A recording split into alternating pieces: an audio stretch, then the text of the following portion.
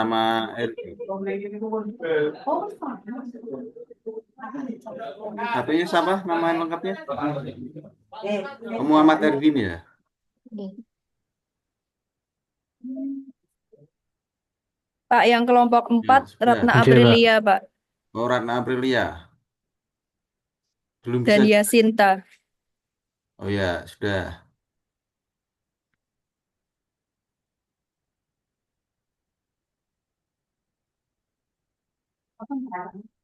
Oh, ya Sinta pakai tablet ya?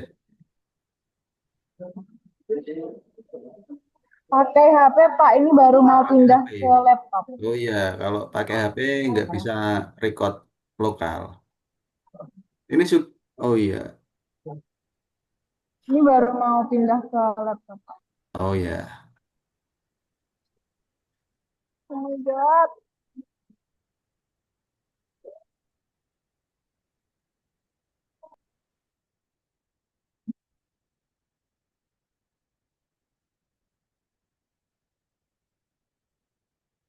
Ya, mungkin bisa langsung dimulai saja Pak Muklis, karena ini sudah lengkap sepertinya. Baik, terima kasih Mas. Kita mulai, ya.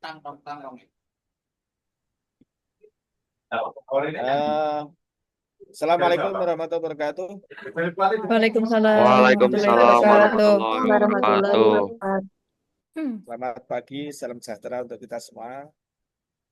Saudara-saudara sekalian, kita hari ini memasuki agenda ke satu sinkronus kedua, ya. Bisa didengar suara saya? Ya, Pak. Bisa, Pak. Jelas, ya? Jelas. Jelas. Baik. Bagaimana kabar hari ini? Semua sehat, ya? Alhamdulillah sehat. Sehat, Sehat. alhamdulillah. Masih agak sakit, Pak. Ya. Ya, ada yang sakit. Bukan sakit hati, ya, Bukan, Mas bukan. Fajar?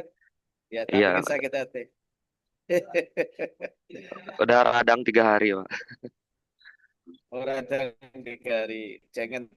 jangan dibikin pusing atau stres, nanti tambah sakit, Pak. Iya, Pak. Ya, Jadi Bapak. latsar dibikin happy aja, santai, serius, ya, sambil guyon-guyon aja gitu. Siap, Jadi siap. dia anggap relaksasi, jangan dianggap beban. Jadinya beban, repot. Baik, saudara sekalian, kita hari ini memasuki sinkronus kedua agenda 1. Ya, dengan materi kita akan sampaikan 2 pokok hal, 1 review kegiatan asinkronus pada hari Rabu dan Kamis. Ya, kemudian baik itu tugas individu maupun tugas kelompok, tolong kawan-kawan bisa siapkan materi itu, ya, untuk dipresentasikan. Untuk itu yang pertama mungkin teman-teman ada yang ingin menyampaikan pengalaman belajar melalui dari Kamis, silakan.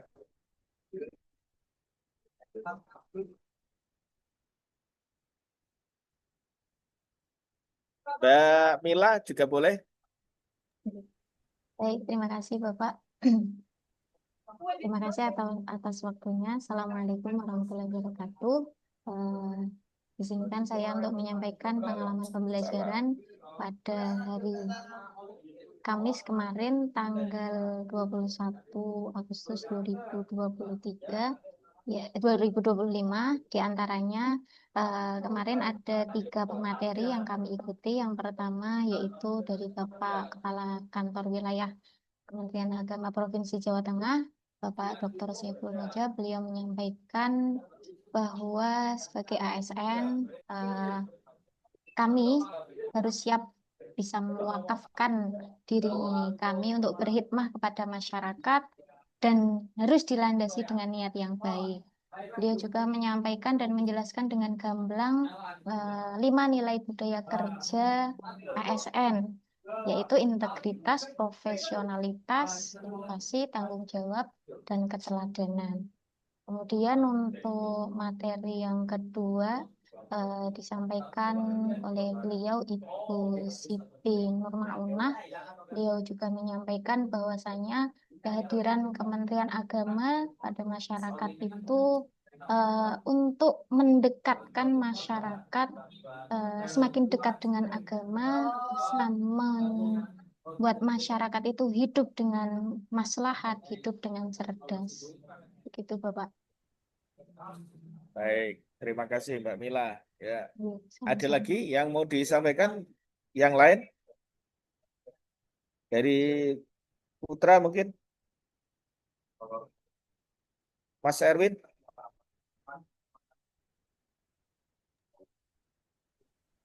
eh Mungkin eh, Assalamualaikum warahmatullahi wabarakatuh. Eh Terima kasih Pak atas perhatiannya dan juga waktunya terkait pengalaman pembelajaran kemarin. Itu kurang lebih sama dengan apa yang disampaikan oleh Mbak Bila. Kemarin ada 3 Zoom. Yang yang pertama itu dari eh,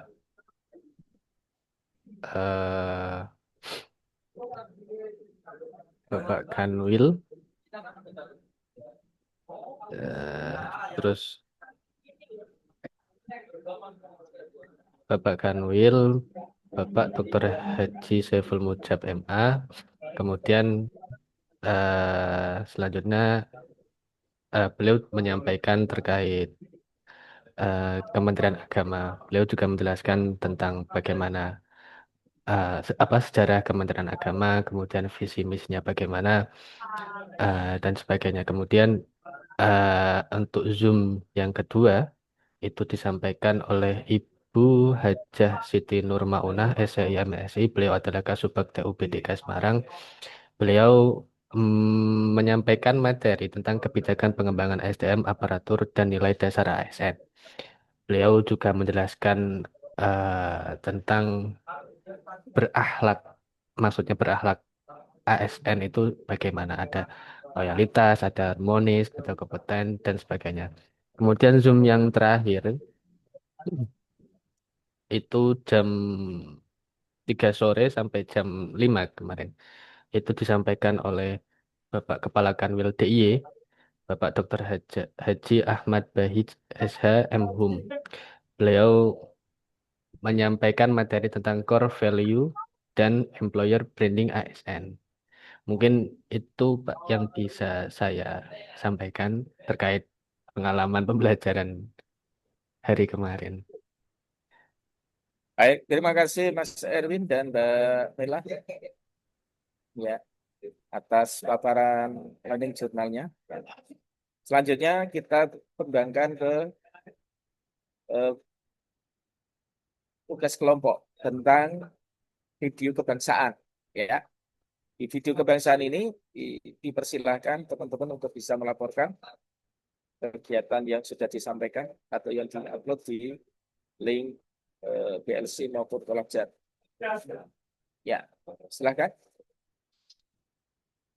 Tidak harus urut. Mana yang sudah siap dulu boleh maju.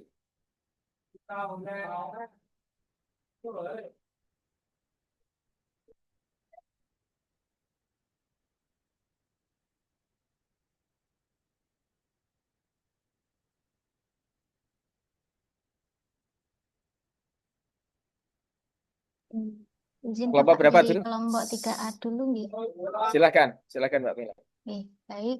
Assalamualaikum warahmatullahi wabarakatuh. Salam. Kami menyampaikan akan memaparkan hasil video kelompok kami, yaitu dari kelompok 3 grup A.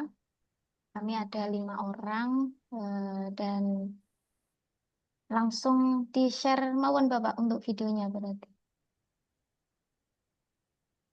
Baik, kami akan share video hasil dari kerja kelompok kami tentang wawasan kebangsaan.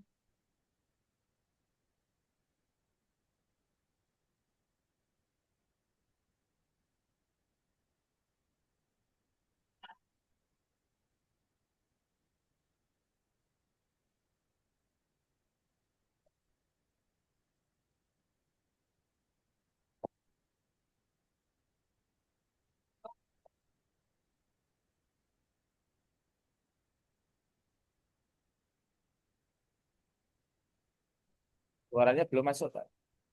Oke, Bapak.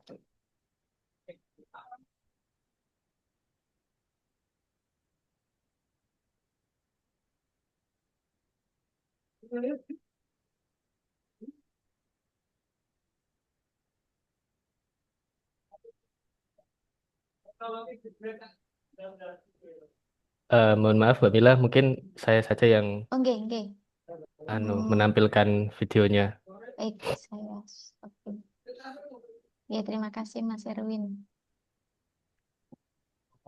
Baik, untuk videonya akan di-share oleh Mas Erwin dari kelompok 3 grup A juga.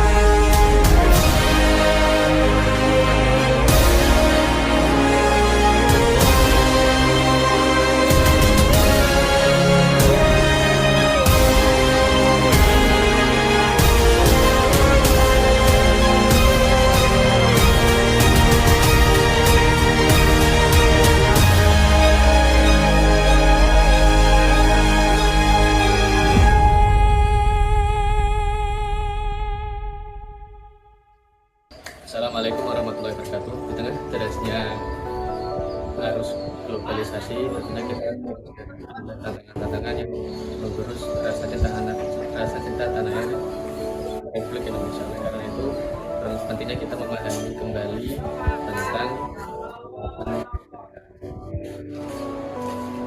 wawasan kebangsaan adalah cara pandang bangsa Indonesia terhadap diri dan lingkungannya yang selalu mengutamakan persatuan dalam mencapai tujuan nasional. Terdapat 4 pilar kebangsaan yang menjadi penopang utama. Yang pertama, yaitu Pancasila sebagai dasar negara Indonesia. Yang kedua, Undang-Undang Dasar Negara Republik Indonesia tahun 1945 sebagai konstitusi negara Indonesia. Yang ketiga, NKRI sebagai bentuk negara kita yang utuh. Dan yang keempat yaitu Bhinneka Tunggal Ika sebagai semboyan pemersatu bangsa yang maju. Mengapa wawasan kebangsaan itu penting? Karena ia adalah fondasi yang menyatukan kita dari Sabang sampai Merauke. Ia bukan sekedar pengetahuan, tapi juga rasa cinta tanah air yang tertanam di dalam hati. Wawasan kebangsaan mengajarkan kita untuk menghargai setiap perbedaan dan memperkuat persatuan dalam keberagaman. Ia mengingatkan kita bahwa bangsa ini berdiri bukan karena gotong royong, bukan karena kepentingan pribadi. Ia juga menjadi tameng bagi kita, membentengi bangsa dari pengaruh negatif dan radikalisme, individualisme, dan lunturnya nilai-nilai luhur. Sejarah telah membuktikan Persatuanlah yang membawa bangsa kita meraih kemerdekaan. Jadi, mari kita jaga dan memperkuat wawasan kebangsaan kita, karena dengan memahaminya, kita tidak hanya menjadi bagian dari bangsa, tetapi juga turut serta menjamin masa depan Indonesia yang lebih kuat dan sejahtera. Wawasan kebangsaan bukan hanya sekedar teori, tetapi harus kita implementasikan dalam kehidupan sehari-hari. Seperti halnya menjaga kebersihan lingkungan, membuang sampah pada tempatnya, menghormati perbedaan, belajar dengan sungguh-sungguh pintar, dan mendukung produk serta karya anak bangsa. Jika hal kecil kita lakukan secara konsisten dan istiqomah, pasti akan berdampak besar bagi kemajuan bangsa kita, Indonesia. Saudara-saudara sekalian, marilah kita jaga wawasan kebangsaan ini. Kita akan kedaulatan dan membawa Indonesia menuju masa depan yang lebih gemilang. Bersatu kita teguh, berbicara kita. Assalamualaikum warahmatullahi wabarakatuh. Terima kasih.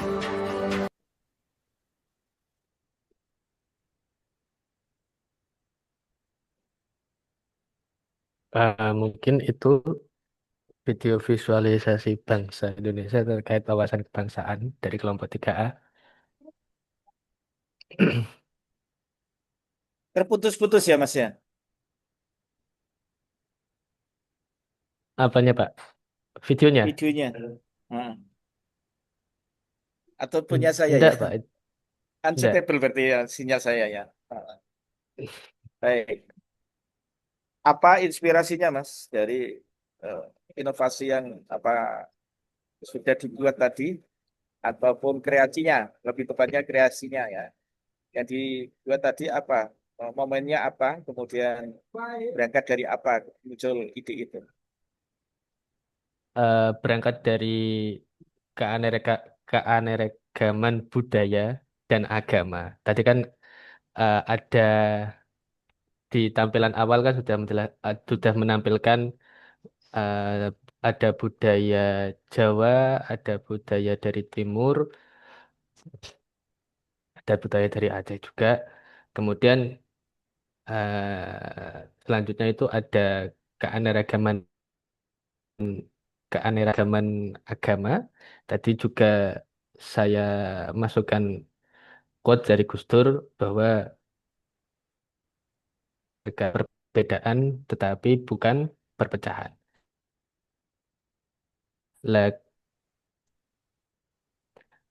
Penjelasan apa itu wawasan kebangsaan, kemudian gelarnya apa saja, kemudian terus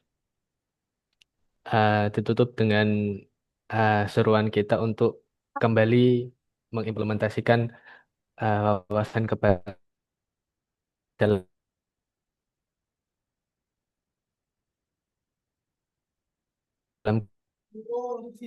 berangkat dari banyaknya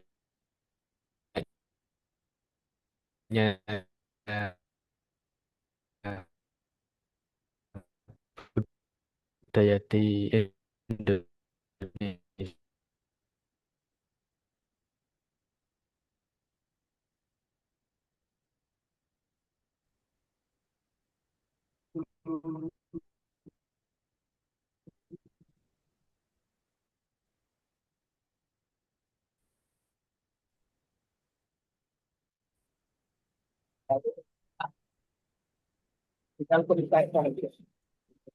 Halo, Pak.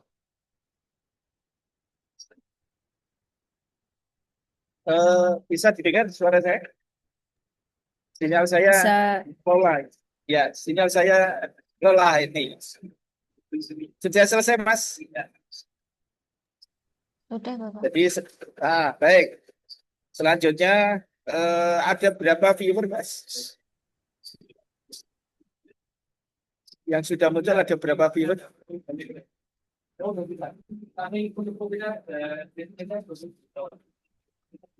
Ada berapa Mbak Ratna? Baru ada 25 viewers, Pak. 25 viewer Mbak Mila. Nah, ini di posting di mana? Di YouTube. Oh, di YouTube. Nah, makanya benar. Ada 25 ya. Nah, ini mungkin akan berbeda ketika ditayangkan di link medsos yang lain. Misalnya di IG atau TikTok, mungkin akan berbeda, lebih besar. Ya. Nah, nanti ada berapa komen? Sudah ada komen? Baru ada satu saja. Baik, ya.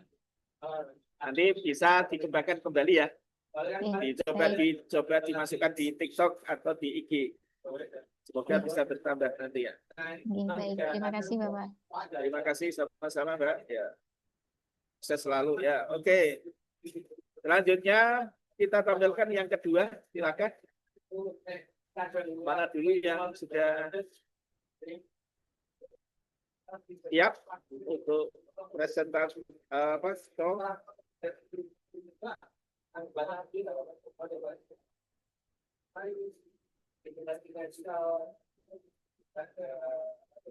Lalu silakan kelompok kedua atau ketiga, keempat, apa yang dulu? Kelompok 3 B udah sudah Pak. Sudah ya Mas Fajar sudah. Iya, sebentar ya. Ini dulu. Nah.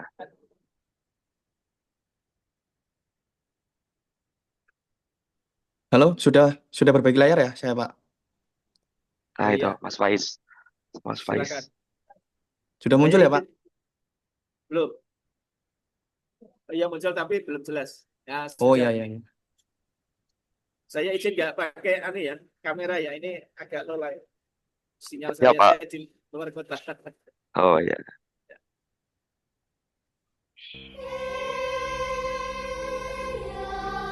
Ya, sudah.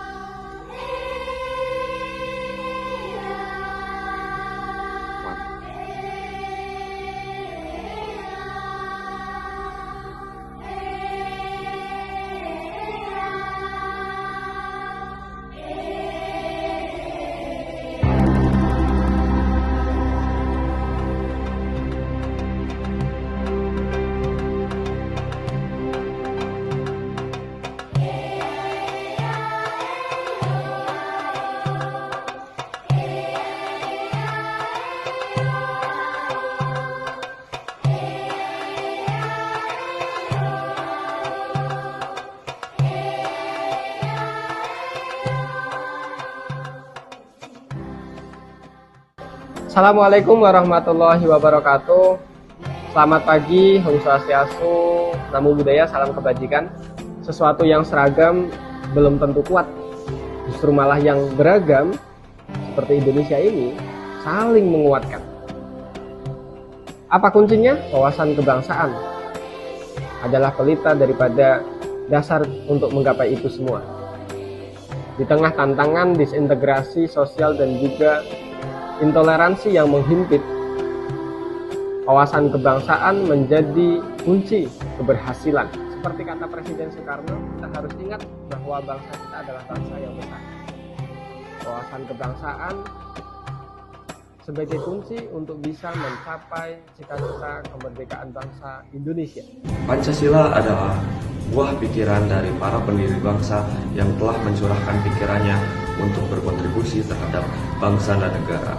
Perlu kita ketahui bahwa Pancasila itu adalah usulan dari Presiden pertama Indonesia, yaitu Bapak Insinyur Soekarno, di mana pada saat itu pada sidang PPUPKI pertama, Soekarno mengusulkan namanya Pancasila sebagai dasar negara Indonesia, yang artinya panca berarti 5 dan sila berarti dasar. Dan kemudian disahkan sebagai dasar negara Indonesia pada tanggal 18 Agustus tahun 1945 pasca kemerdekaan Indonesia. Dan semenjak itu, Pancasila sah sebagai dasar negara Indonesia dan kemudian ditetapkan sebagai pedoman hidup bangsa Indonesia dalam bertutur dan bertingkah laku. Sebagai generasi penerus, pemuda memiliki peran yang strategis dalam membangun identitas kebangsaan. Dalam setiap langkah yang diambil, pemuda akan menjadi ujung tombak penggerak yang mana mampu mendorong kemajuan masyarakat.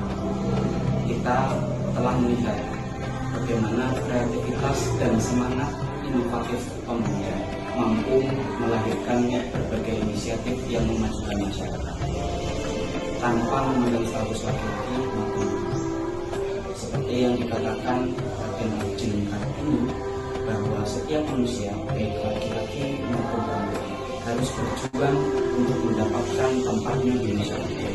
Dalam konteks ini, pemuda perlu menyebarkan nilai-nilai kebangsaan dan aktif berkontribusi dalam berbagai bidang, mulai dari pendidikan, kemudian hingga teknologi untuk memperkuat persatuan dan identitas kebangsaan. Tantangan bagi wawasan kebangsaan di Indonesia cukup kompleks. Isu intoleransi dan hoaks dapat menggerogoti persatuan kita. Wakil Presiden Maruf Amin mengingatkan, keberagaman adalah anugerah, tetapi kita harus mampu menjadi salah satu dalam bingkai NKRI. Oleh karena itu, perlu adanya upaya proaktif untuk meningkatkan kesadaran serta pendidikan multikultural di masyarakat. Kita harus saling menghormati dan berdialog untuk menemukan solusi, sehingga Indonesia tetap bersatu dalam beragam. Mari kita teguhkan komitmen kita untuk tetap menjaga dan memperkaya wawasan kebangsaan, karena kita harus membangun generasi yang tidak hanya cerdas, namun juga memiliki rasa cinta tanah air yang mendalam. Melalui video ini, kami berharap seluruh masyarakat terinspirasi untuk mencintai negeri, menciptakan Indonesia yang bersatu, beraneka ragam, namun tetap solid. Terima kasih.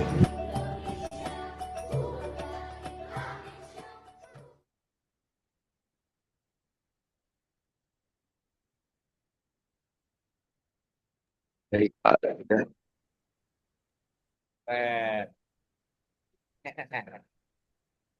Inspirasi dari mana, Mas? Baca. Ini bareng teman-teman juga ya sebenarnya. Itu kan kita lihat tadi ada keberagaman agama, suku, terus keanekaragaman budaya, sejarah bangsa gitu ya. Yang perlu kita pertahankan gitu ya dalam kehidupan bangsa Indonesia hari ini gitu ya. Bangsa Indonesia hari ini kan banyak tantangan gitu ya Pak. Di sana tuh disintegrasi bangsa, terus instabilitas politik di tingkatan regional gitu ya. Sehingga kemudian di sini tuh pengen bikin video untuk mengajak kembali para pemuda-pemuda Indonesia itu untuk bersatu gitu Pak. Pak, Oke, ditayang di mana, Mas? gimana Pak? Ditayang di upload di mana? Di YouTube Pak, sama teman-teman. Dapat berapa ini? Berapa ya, 2 gitu. Harusnya di Instagram sih, kalau Instagram kayaknya lebih banyak.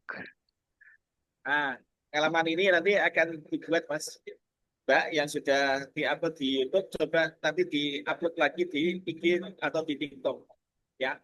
Oke. Biar kita lebih viral lagi setelah ini ya. Silakan Iya, Pak. di-upload di TikTok dan di IG ya. Hashtagnya dikasih aja, hashtagnya tentang Latsar atau nasionalisme kebangsaan. Boleh.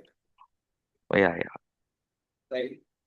Terima kasih Mas Fajar, luar biasa apa yang sudah disampaikan oleh teman-teman di kelompok ini. Ya. Nanti tolong bisa biar ini karena bagus, nanti bisa juga dikembangkan di media lain, termasuk yang tadi Mbak Mila juga ditayangkan lagi media lain. Ya, viral. Oke. Ya, eman-eman kalau sudah dibuat bagus, tidak ditayangkan dilihat oleh banyak orang. Baik, selanjutnya yang ketiga ya. Izin Bapak. Silakan. Oke, dari kelompok 4B izin menayangkan silakan. video visualisasi bangsa.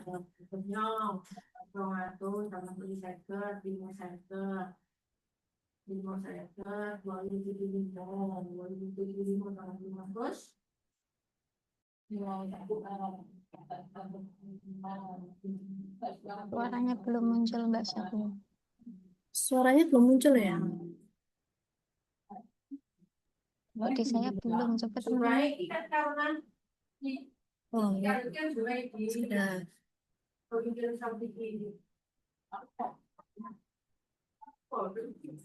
Apakah sudah muncul? Sudah muncul belum ya? Sudah Mbak, muncul tapi sudah muncul. suaranya Tapi suaranya belum nggak muncul. ada ya? Iya, suaranya Belum. Suaranya nggak ada.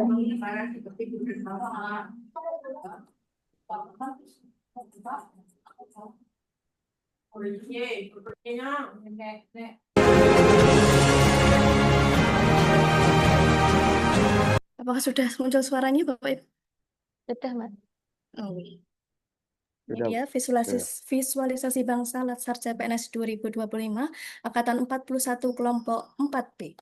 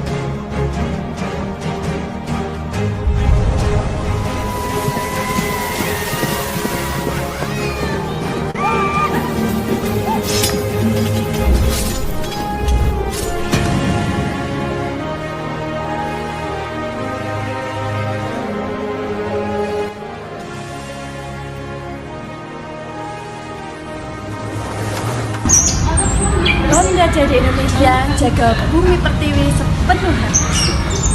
Berbeda itu indah, tapi kita tetap satu. Satu bangsa, satu Indonesia. Pancasila bukan sekedar dasar negara, tetapi jalan hidup kita bersama.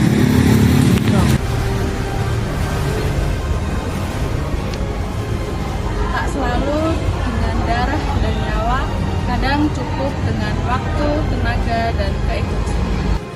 Kami hadir dengan semangat, disiplin, dan ketangguhan untuk bergerak membawa perubahan bagi negeri.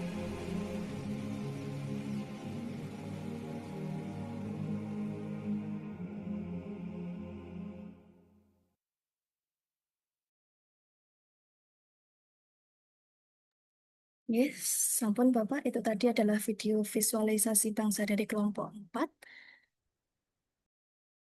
4. Narasinya dari pernyataan dari masing-masing peserta. Ya, narasi dari pernyataan peserta sudah ada di belakang video. Halo. Halo.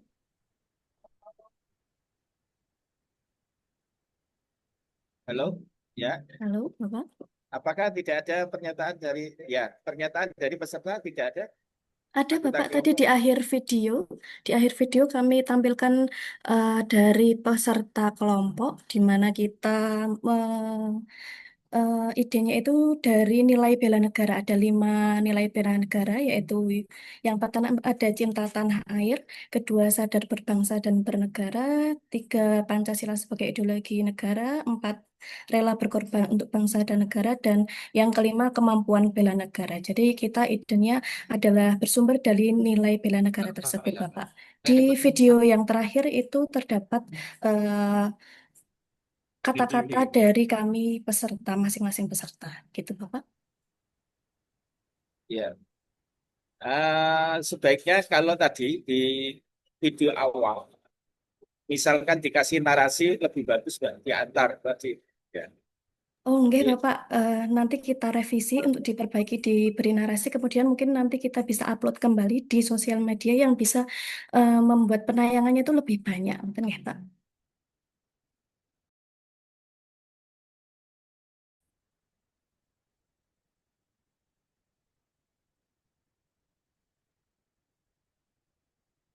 Ya, boleh diulang, Mbak. Saya tadi hilang, ya, sinyalnya.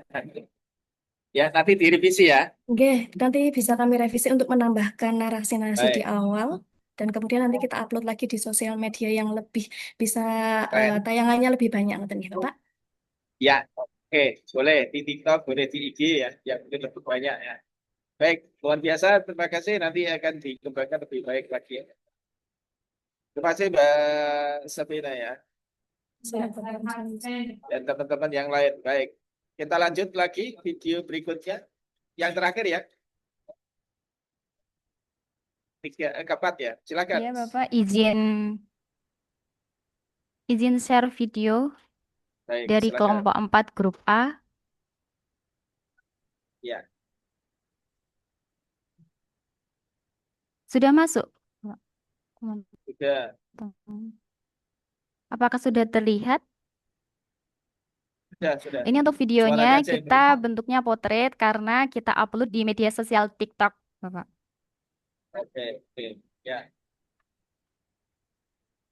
Suaranya yang belum nambah, Pak. Terdengar, belum terdengar. Belum terdengar suaranya? Belum.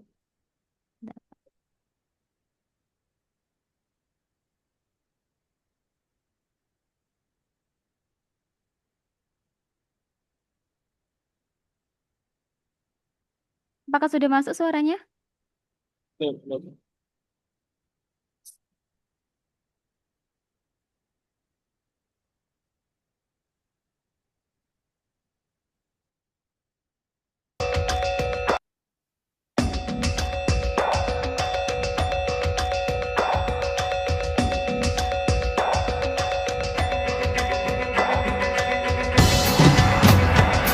Bangsa Indonesia adalah bangsa yang besar dengan sejarah panjang perjuangan.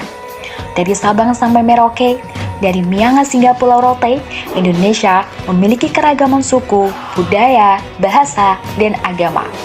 Namun, di tengah perbedaan itu, kita dipersatukan oleh satu semangat yang sama, semangat kebangsaan. Kesadaran inilah yang melahirkan tekad bersama untuk mendirikan Negara Kesatuan Republik Indonesia pada tahun 1945.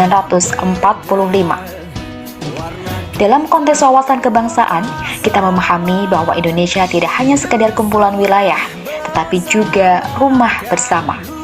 Wawasan kebangsaan mengajarkan kita untuk mencintai tanah air, menjaga persatuan, serta menempatkan kepentingan bangsa di atas kepentingan pribadi atau golongan. Dengan wawasan kebangsaan, kita menyadari bahwa keberagaman bukanlah penghalang, melainkan kekayaan yang menjadi kekuatan bangsa. Salah satu nilai penting yang berkaitan dengan wawasan kebangsaan adalah bela negara. Bela negara bukan hanya berarti angkat senjata di medan perang, tetapi juga setiap upaya warga negara untuk menjaga kedaulatan dan keutuhan bangsa sesuai kemampuan dan profesinya masing-masing. Belajar dengan sungguh-sungguh, bekerja dengan jujur, menjaga lingkungan, taat hukum, hingga aktif dalam kegiatan sosial, semua itu adalah bentuk nyata bela negara. Bela negara memiliki 5 nilai dasar yang perlu kita hayati dan amalkan, yaitu cinta tanah air, kesadaran berbangsa dan bernegara, keyakinan terhadap Pancasila sebagai ideologi negara, kerelaan berkorban demi bangsa dan negara, serta kemampuan awal bela negara. Nilai-nilai ini menjadi fondasi agar setiap warga negara mampu menjaga Indonesia tetap berdiri tegak di tengah tantangan zaman. Disinilah Pancasila memiliki peran yang sangat penting. Sebagai dasar negara, ideologi, sekaligus pandangan hidup bangsa, Pancasila menjadi bintang penuntun dalam kehidupan berbangsa dan bernegara. Sila pertama menegaskan pentingnya iman dan takwa kepada Tuhan Yang Maha Esa. Sila kedua menekankan kemanusiaan yang adil dan beradab, agar kita selalu menjunjung tinggi nilai-nilai kemanusiaan. Sila ketiga meneguhkan persatuan Indonesia yang menjadi kunci tegaknya NKRI. Sila keempat mengajarkan demokrasi dengan musyawarah. Sementara sila kelima menekankan keadilan sosial bagi seluruh rakyat Indonesia. Apabila nilai-nilai Pancasila ini kita terapkan dalam kehidupan sehari-hari, maka persatuan bangsa akan semakin kokoh. Kita tidak mudah terpecah oleh perbedaan, tidak mudah terprovokasi oleh berita bohong, dan tidak gampang terpengaruh oleh ideologi yang bertentangan dengan jati diri bangsa. Justru dengan mengamalkan Pancasila, kita bisa menjadi generasi yang tangguh, cerdas, serta berkarakter. Saat ini, tantangan bangsa Indonesia tidak hanya berupa ancaman fisik dari luar, tetapi juga tantangan seperti arus globalisasi, perkembangan teknologi, dan pergeseran nilai budaya. Jika kita tidak memiliki wawasan kebangsaan dan jiwa bela negara, kita bisa saja terhanyut dan kehilangan identitas. Oleh karena itu, generasi muda sebagai penerus bangsa harus memiliki kesadaran yang kuat bahwa masa depan Indonesia ada di tangan mereka. Dengan wawasan kebangsaan, nilai-nilai bela negara, dan pengamalan Pancasila, kita semua dapat menjaga persatuan, mengisi kemerdekaan dengan karya, serta memastikan Indonesia tetap teguh sebagai bangsa yang merdeka, berdaulat, adil, dan makmur. Sebagaimana semboyan kita, Bhinneka Tunggal Ika, berbeda-beda tetapi tetap satu jua. Indonesia adalah rumah bagi kita bersama. Ia akan tetap kokoh bila kita menjaganya dengan semangat kebangsaan, bela negara, dan pengamalan Pancasila di kehidupan sehari-hari. Tugas kita sebagai generasi penerus bangsa adalah memastikan bahwa semangat persatuan, keadilan, dan rasa cinta pada tanah air tak akan pernah padam. Mari kita jadikan keberagaman sebagai kekuatan, mari kita jadikan Pancasila sebagai pegangan. Dan mari kita wujudkan Indonesia yang berdaulat, adil, serta makmur untuk selama-lamanya.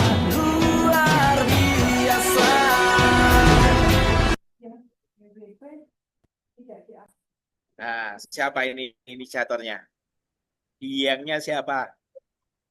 Ya, ini dari kelompok 4, Pak. Kami Ya, bareng-bareng. siapa biangnya, Mbak Rizky? Gimana, Pak? Biangnya siapa? Iya, semua bareng-bareng, Pak. Ini kita satu tim. Untuk videonya, narasinya memang dari kelompok kami juga yang buat. Kemudian VO-nya juga. Kemudian untuk videonya kita upload di TikTok. Dan untuk update datanya bisa disampaikan oleh Mbak Nadia buat viewernya berapa. Silakan Mbak Nadia. Baik, izin menjelaskan untuk viewernya ada 136, ada 8 likes, 3 komen, dan 1 save. Kok baru 100 ini? Padahal bagus loh ya. Keren. Maaf, mungkin Sudah karena ditak- baru diupload tadi malam, Bapak, jadi masih belum booming. Boomingnya mungkin belum, kurang ya. Hashtagnya mungkin nanti diperbaiki biar nanti bisa lebih viral ya.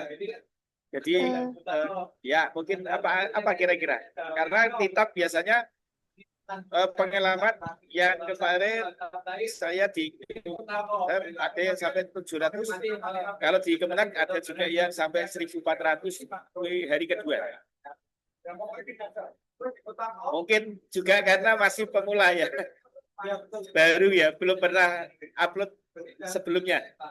Iya, Pak. Mungkin masih kurang banyak share-nya ya, Pak. Nanti akan diperbanyak Iya. untuk share lagi. Lah, harus itu diviralkan ya. Keanekaragaman Indonesia, kebangsaan, wawasan kebangsaan kita agar bisa membumi ya di media sosial seantero dunia. Ini perlu sekali untuk bagaimana memviralkan wawasan kebangsaan kita kepada masyarakat dunia. Bukan hanya di Indonesia, tapi di dunia. Ya. Ini pesan-pesan yang harus kita sampaikan. Nah, tausiah itu tidak hanya lewat offline, tapi juga online. Ini tausiah kebangsaan namanya. Ya, semangat selalu Mbak ya. Gimana ceritanya itu? Bisa jadi viral, bisa punya inisiatif itu?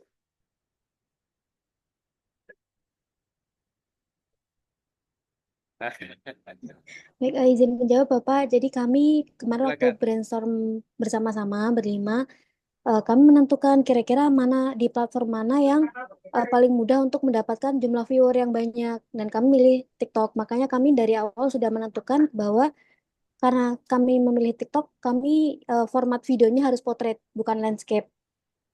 Begitu. Ya, tapi yang saya maksud narasi, kemudian pembuatan videonya, pengambilannya ya. Ini nyaris bagus ya. Jadi faktor nasib aja yang mungkin kurang uploadnya ya. harus di atas 500 harusnya. Oke, semangat selalu. Nanti tetap dikejar ya. Apa yang di viral lagi. Baik. Sudah selesai ya ini tadi ya, yang untuk video. Saran saya untuk teman-teman semuanya yang belum banyak viral, ini ayo kita viralkan kembali. Ya. Yang kontennya kurang bagus, ayo kita perbaiki kembali. Kita ketiga ya, yang belum bisa viral, ayo kita viralkan ke media lain. Kalau di YouTube memang sedikit sekali ya. Yang lagi viral sekarang di TikTok sama di IG. Coba yang di IG, Mbak, kasih di-upload. Siapa tahu banyak juga yang main di sana. Ya, komunitas kalau TikTok itu anak muda, kalau IG kan semua segmen. Ya. Nah, teman-teman semuanya, semua kelompok, 4 kelompok ini, tolong ini nanti kompetisi yang real adalah ketika klasikal ya. Ketika di klasikal bulan Oktober nanti akan bertemu kembali ke kita ya. Untuk teman-teman bisa nantinya ada berapa viewer. Siapa ya yang jadi the championship ya. The real championship adalah nanti ketika kita jumpa klasikal bulan Oktober ya. Oke, selamat, sukses selalu, semangat untuk teman-teman semuanya. Selanjutnya untuk tugas kedua kita akan melihat analisis isu kontemporer. Ya. Silakan untuk bisa dipresentasikan teman-teman yang sudah disiapkan.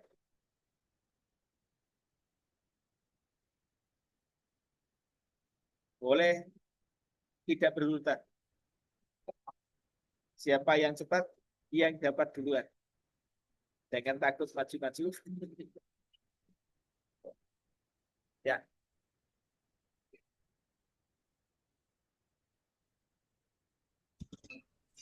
Kelompok 3A dulu boleh, Pak? Silakan Mas Monik. Oke, minta tolong Mbak Iis buat share layar. Baik. Nggih, baik Pak, izin share layar nggih. Silakan, silakan.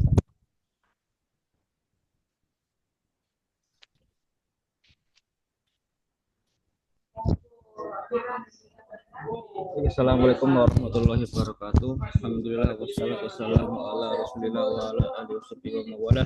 La haula wala quwwata illa billah. Amma ba'du. Yang terhormat Bapak Dr. Mukhlis MAG dan teman-teman Zoom, Laksar, Ibu yang berbahagia. Sebentar enggak. Tolong. Baik.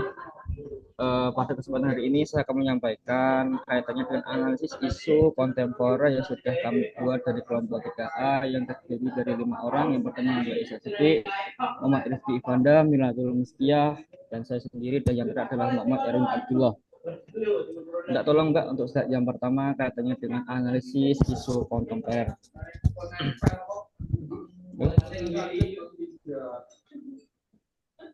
Malah kembali. Oke.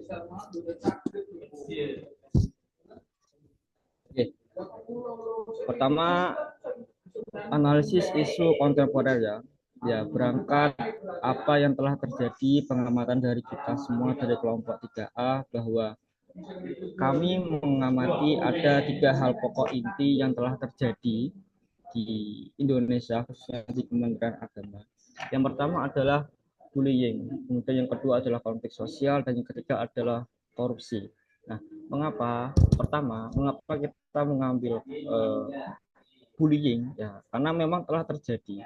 Kalau dalam bahasa akademik telah terjadi problem akademik ya. Karena memang telah terjadi kasus yang baru saja kemarin viral bahwa di Purbalingga itu telah terjadi bullying di madrasah. Nah, akhirnya itu sempat viral waktu meeting kelas begitu. Telah terjadi bullying di antar santri ataupun antar siswa di madrasah tersebut, yang kemudian pada akhirnya Kementerian Agama daerah tersebut kemudian turun hingga melakukan mediasi dan penyuluhan di situ. Nah, akhirnya dari Kementerian Agama daerah tersebut membuat program yang namanya itu program Pepeling. Apa itu Pepeling? Yaitu penyuluh peduli bullying dan Gema Breling atau Gerakan Madrasah Berantas Bullying. Yang pertama itu terkait isu bullying yang telah terjadi di madrasah yang kemudian menjadi perhatian khusus dari Kemenag daerah. Begitu. Kemudian untuk slide selanjutnya terkait unsur ancaman, gangguan, hambatan dan tantangannya kaitannya dengan bullying. Slide selanjutnya, Mbak. Nah, sudah. Nah, selanjutnya aja.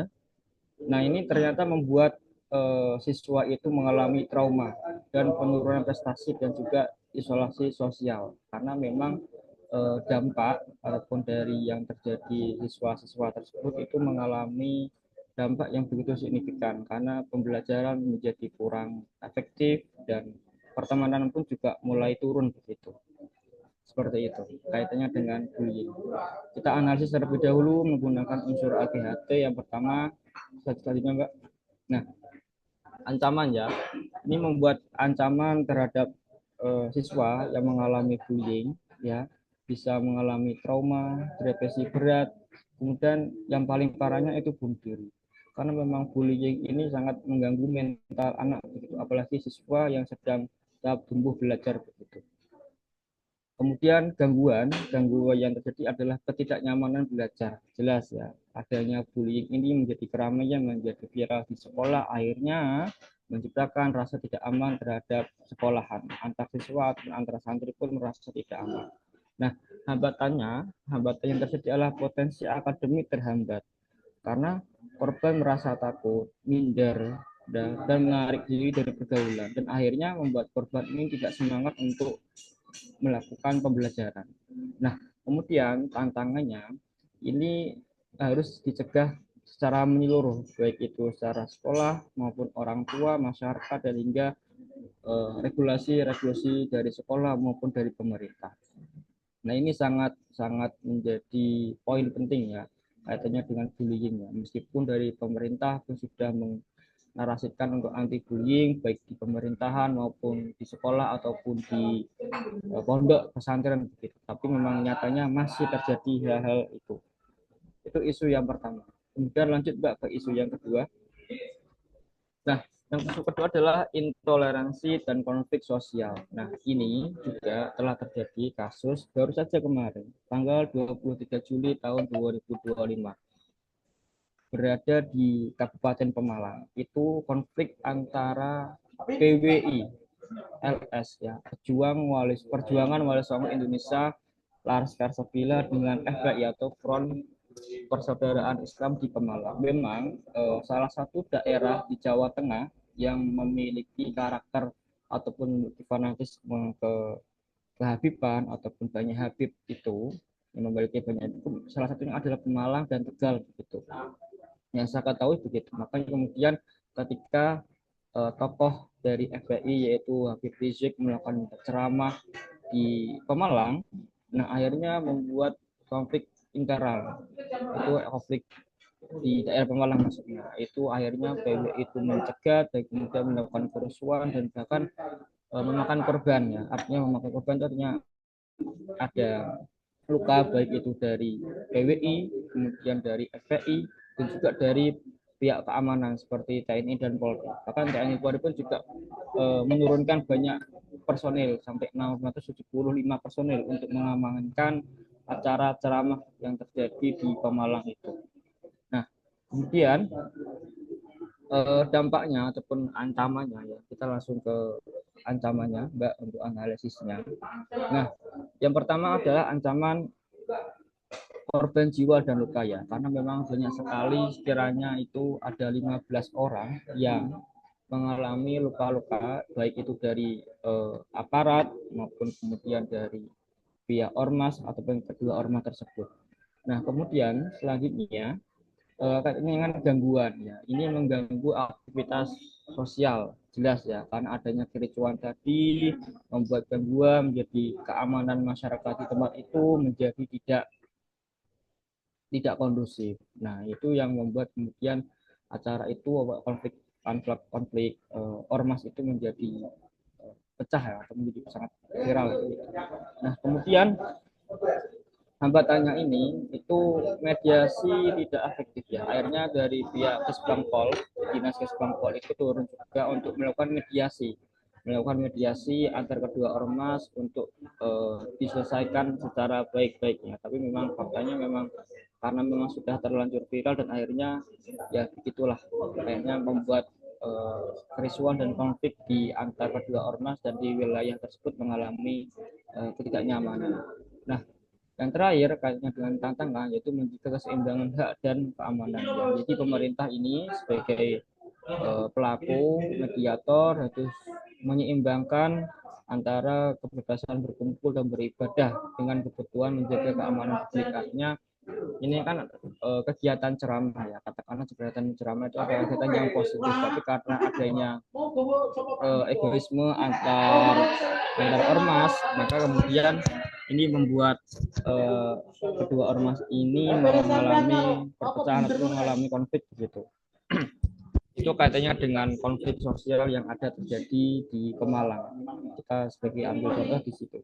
Kemudian selanjutnya Mbak untuk isu Korea nomor 3 yaitu korupsi kuota haji. Nah, kalau hemat saya kalau korupsi ini sebenarnya bukan hanya masalah di Kementerian Agama, tapi memang ini masalah nasional begitu. Masalah Indonesia ya, karena memang kemarin sudah rilis Liga Korupsi Indonesia. Nah, sangat luar biasa sekali. Memang itu saya rasa krisis nasional yang memang harus kita benahi bersama-sama sebagai penerus bangsa ya. Tapi dalam kasus ini memang telah terjadi kita menyebutnya oknum ya, oknum pegawai Kemenak yang telah ataupun terindikasi ataupun sudah diperiksa oleh KPK kaitannya dengan korupsi kuota haji. Ya, memang proses itu masih berlanjut, belum selesai tahapan-tahapan KPK, tapi kan membuat dampak ataupun membuat hal-hal yang memang tidak merasakan kenyamanan karena jemaah calon haji yang diidam-idamkan yang ingin berangkat haji, ingin berangkat ke tanah suci, karena adanya isu tersebut maka akhirnya merasa kurang percaya terhadap pemerintah, khususnya di Kementerian Agama. Langsung Mas. Nah, ini ya termasuk ancaman, gangguan dan hambatan tantangannya.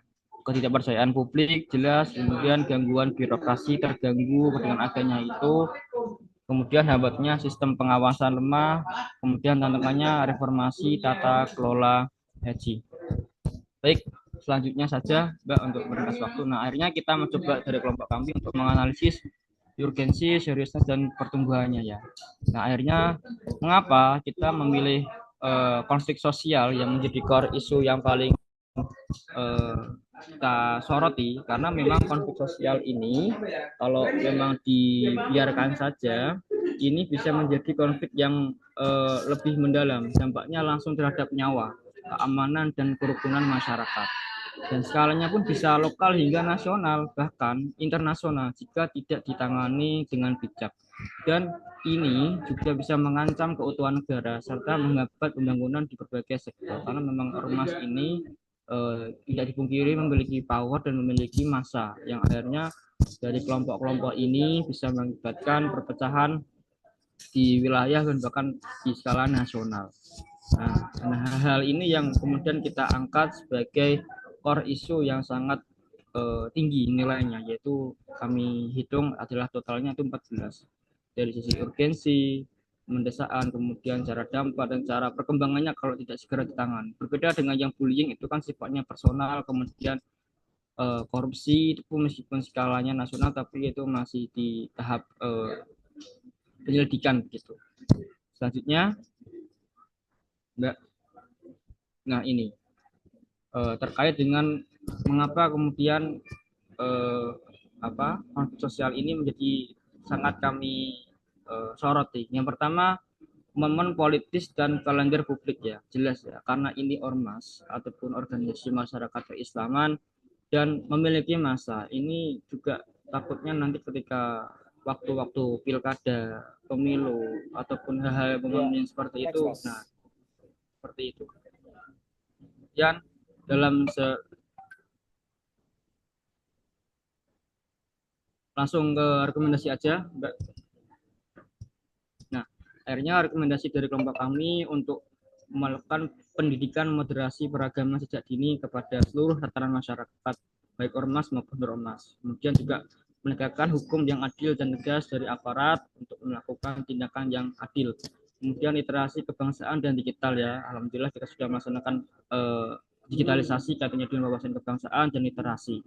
Kemudian peran aktif ASN sebagai Kementerian Agama sebagai teladan ya, mencoba untuk kita menjadi teladan sebagai bagian dari negara, abdi negara untuk melaksanakan ketertiban di masyarakat kaitannya dengan tauladanisasi, kaitannya dengan toleransi ataupun moderasi beragama. Kemudian terakhir adalah sistem early warning conflict ya, ini menjadi tugas salah satu aparat untuk siaga untuk memberikan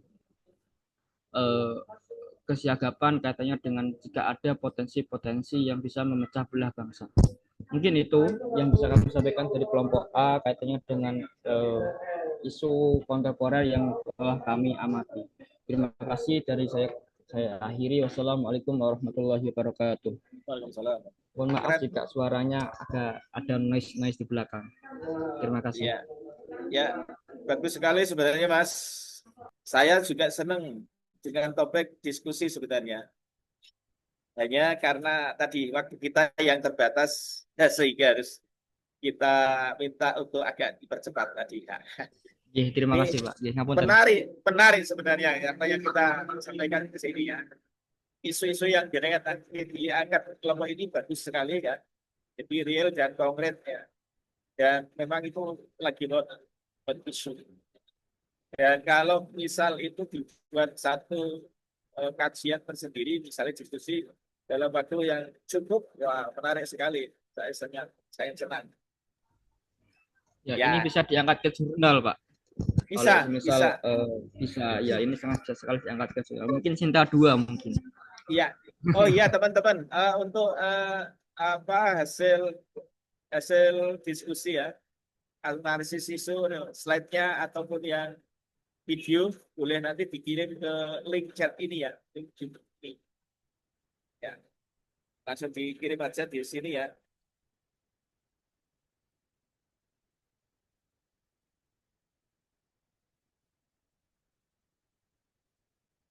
Jadi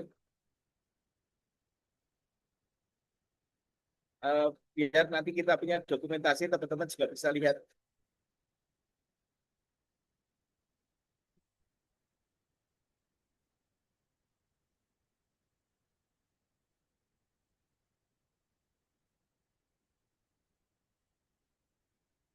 Baik, selanjutnya untuk yang kedua analisis kontemporer mungkin silakan. Izin Pak, kami kelompok dari 4A ingin menampilkan hasil Silakan. diskusi kami. Ya, ambil core-core-nya aja Mbak ya. Prosesnya biar nanti cukup waktu kita. Karena Jumat juga kan. Iya Baik, Pak. silakan.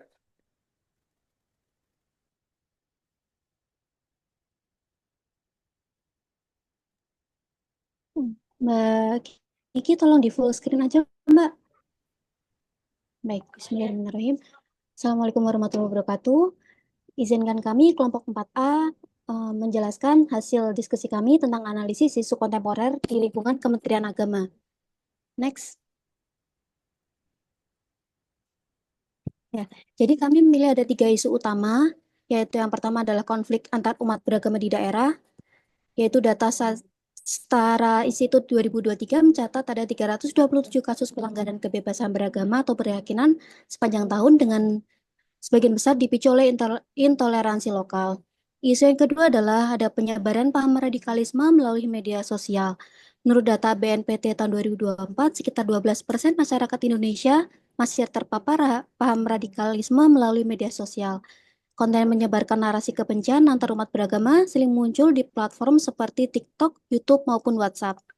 Dan isu yang ketiga adalah praktik komersialisasi ibadah haji dan umroh.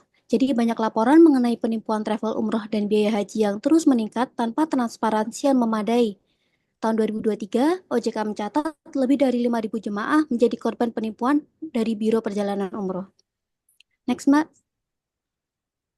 Nah, jadi apa sih dampak dari 3 isu ini apabila tidak dicegah atau tidak diantisipasi? Yang pertama adalah konflik antar umat beragama ini berpotensi memperdalam segregasi sosial, mengganggu kerukunan nasional, dan menurunkan indeks toleransi di Indonesia di mata dunia. Lalu, dampak isu yang kedua adalah radikalisme jika dibiarkan dapat menimbulkan polarisasi sosial, konflik horizontal, bahkan aksi terorisme yang dapat merugikan bangsa dan negara. Lalu isu yang ketiga adalah komersialisasi haji dan umroh. Ini menyebabkan krisis kepercayaan masyarakat kepada negara, meningkatkan praktik korupsi atau penipuan, dan dapat menurunkan legitimasi pemerintah. Next, Mbak. Nah, ini kami analisis menggunakan analisis USG atau Urgency, Seriousness, and Growth. Jadi untuk isu yang pertama, urgensinya itu poinnya 5, seriousness poinnya 5, dan growth poinnya 5, jadi jumlahnya 15. Dan berikutnya adalah isu penyebaran paham radikalisme, totalnya adalah 14 poin, dan praktik komersialisasi ibadah haji dan umroh, poinnya ada 13 poin. Jadi menurut poin-poin ini kami mengangkat isu yang pertama yaitu konflik antar umat beragama di daerah. Next, Mbak.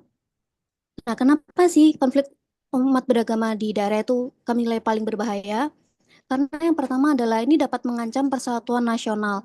Dan yang kedua dapat berpotensi meluas dan menjadi konflik horizontal. Lalu yang ketiga dapat mengganggu stabilitas politik dan ekonomi. Yang keempat dapat melemahkan kepercayaan publik terhadap negara. Yang kelima adalah dapat dimanfaatkan oleh kelompok radikal atau maupun dimanfaatkan di politik. Lalu yang terakhir adalah dapat menimbulkan kekerasan dan korban jiwa. Selanjutnya, Mbak. Baik, kasus pembubaran rumah doa di GSK ini adalah contoh nyata isu toleransi atau konflik antar agama di daerah. Silakan, Mbak, dilanjutkan. Baik, terima kasih. Untuk kasus yang kita angkat di sini adalah kasus pembubaran rumah duka Gereja Kristen Setia Indonesia Anugerah di Padang. Ada sebuah kalimat yang menarik, yaitu perpecahan bagaikan api dalam sekam, kecil tapi bila dibiarkan akan melalap habis persaudaraan, meninggalkan bara luka yang sulit dipadamkan. Next, Mbak.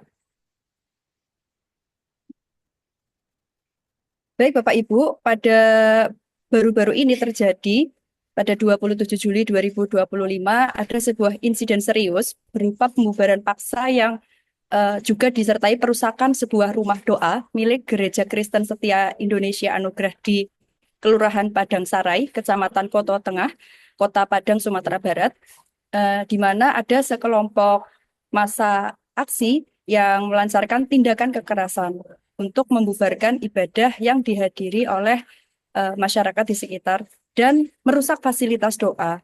Terdapat korban yang dilaporkan mengalami luka kekerasan maupun baik fisik maupun traumatik.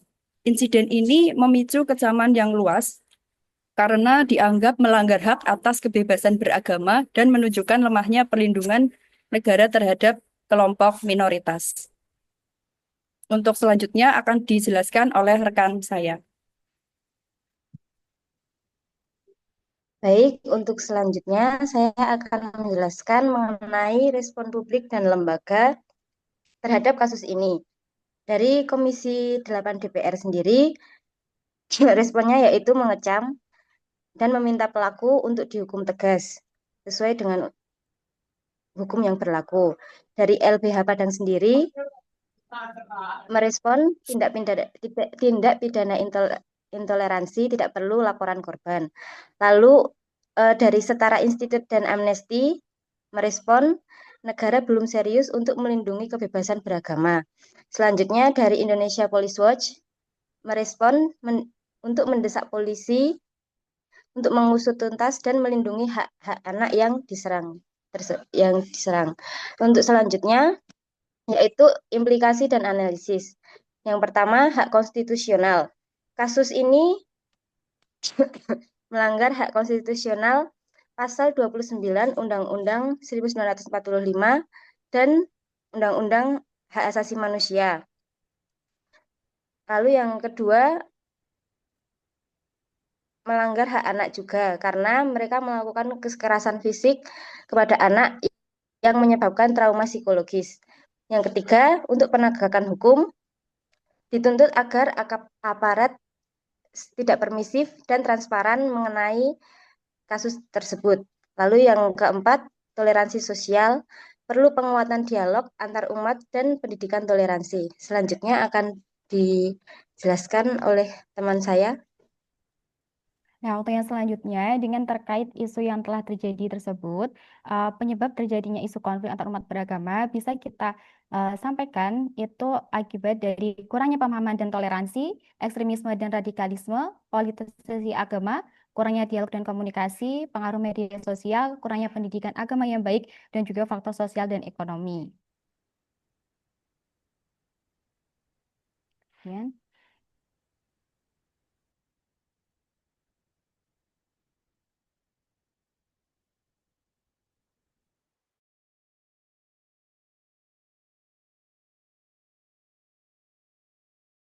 Adalah untuk mendorong moderasi beragama, pendidikan toleransi dan dialog, memperkuat lembaga keagamaan, dan juga pemberian penyuluhan dan edukasi.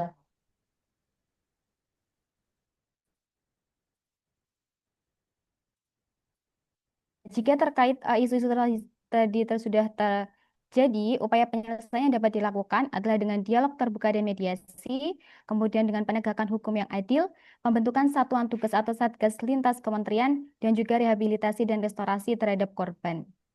Untuk yang selanjutnya akan disampaikan oleh teman saya.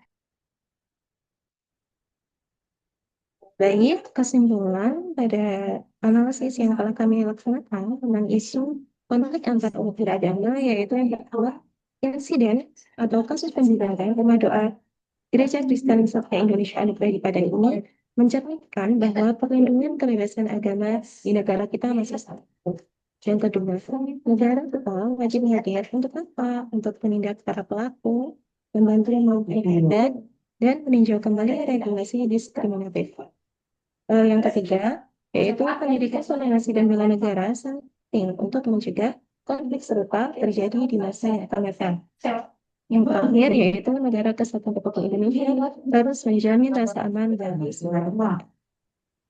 Isu-isu yang berkaitan dengan Kementerian Agama seperti radikalisme, konflik antara beragama, dan komersialisasi ibadah memiliki potensi besar menimbulkan permasalahan bagi kehidupan bangsa.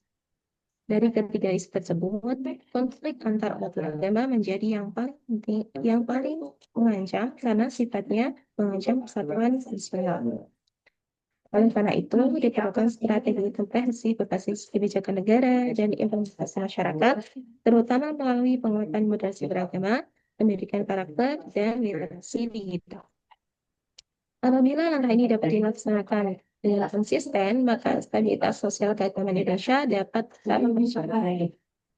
Ada sebuah tips yang akan kami sampaikan, yaitu ketika iman dijalani dengan cinta, agama apapun akan selalu melahirkan kedamaian. Terima kasih, itu presentasi dari kelompok kami. Saya kembalikan ke Mbak Nadia. Baik, sekian presentasi dari kelompok kami. Terima kasih. Wassalamualaikum warahmatullahi wabarakatuh. Waalaikumsalam warahmatullahi wabarakatuh. Ini bagus-bagus ini. Menarik sebenarnya untuk dikaji ya. Sayangnya waktu. Bagus bagus. Sweet. Saya meyakini dan mengakui ini. Jadi isunya menarik dan kajiannya juga lengkap, komprehensif, kritis. Ini kalau saya boleh katakan semangat ya.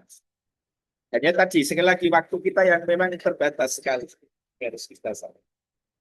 Baik, sudah berapa orang ini? Berapa kelompok? 2 kelompok. Masih 2 ya. Silahkan kelompok berikutnya. Ya, saya boleh. Silakan. Oke.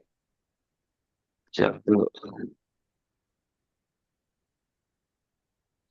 Oke, Pak. Saya dulu mungkin atau gimana? Silakan. Ya, saya mewakili teman-teman saya ya. Astagfirullahaladzim. Ya, Assalamualaikum warahmatullahi wabarakatuh. Oke, dan saya dari kelompok 3B mewakili teman-teman. Saya di sini tuh, di sini izin share dulu file ya sebentar. Hmm.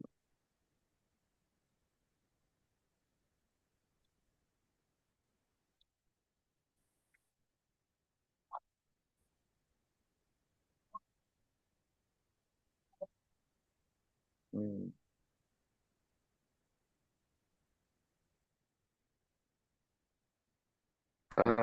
Selamat pagi semuanya. Untuk hari ini kebetulan saya akan meng-share tentang isu-isu kontemporer yang ditemukan oleh kelompok saya, terutama di sini itu kan ada di bidang KUA, terus ada di pendidikan juga, dan juga isu yang ada di lingkungan Kementerian Agama gitu ya. Nah, jadi isu yang saya angkat di sini itu tentang yang pertama itu ada isu pernikahan dini gitu ya. Kalau melihat secara AGHT-nya di sini itu kenapa pernikahan dini ini merupakan salah satu ancaman? Karena di sini itu ancamannya itu nantinya itu dengan adanya pernikahan dini nantinya melahirkan kemiskinan, memutus pendidikan dan menciptakan generasi rentan eksploitasi ideologi radikal yang mungkin pada hari ini itu sangat menjamur gitu ya di negara Indonesia. Lalu selanjutnya di sini itu secara gangguan di sini itu nantinya merusak program pembangunan nasional, memicu stunting, ketidakstabilan sosial, serta meningkatkan angka kematian ibu dan anak di sana tuh ya, dan bayi gitu ya di sana tuh.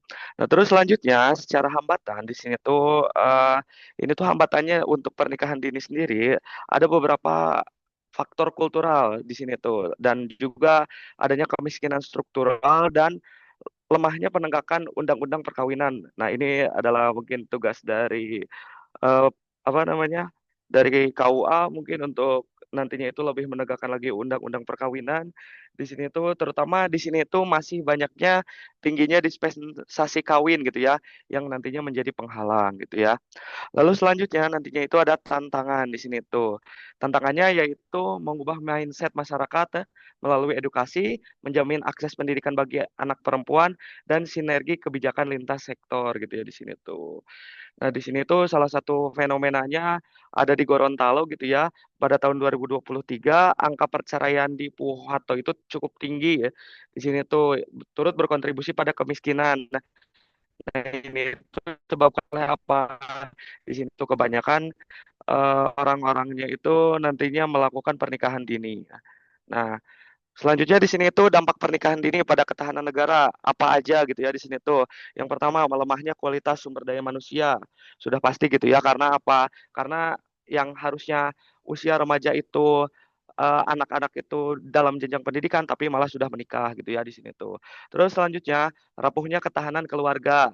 Terus selanjutnya ada kerawanan sosial di sini tuh memicu masalah turunan seperti peningkatan kriminalitas, konflik sosial, dan ketidakpercayaan terhadap pemerintah dan menguras sumber daya bangsa gitu ya di sana tuh. Terus selanjutnya di sini juga ada isu di lingkungan pendidikan. Nah, ini mungkin masih sering terjadi ya di Indonesia gitu ya, yaitu isu kekerasan seksual di lembaga pendidikan agama gitu ya di sini tuh. Nah, ini tuh ancamannya bagaimana di sini tuh nantinya bagi peserta didik di sini tuh nantinya itu bakal menciptakan kerusakan psikologis korban, ancaman kesehatan fisik dan rusaknya kepercayaan masyarakat terhadap lembaga-lembaga keagamaan, khususnya lembaga-lembaga yang berada di naungan Kementerian Agama Republik Indonesia.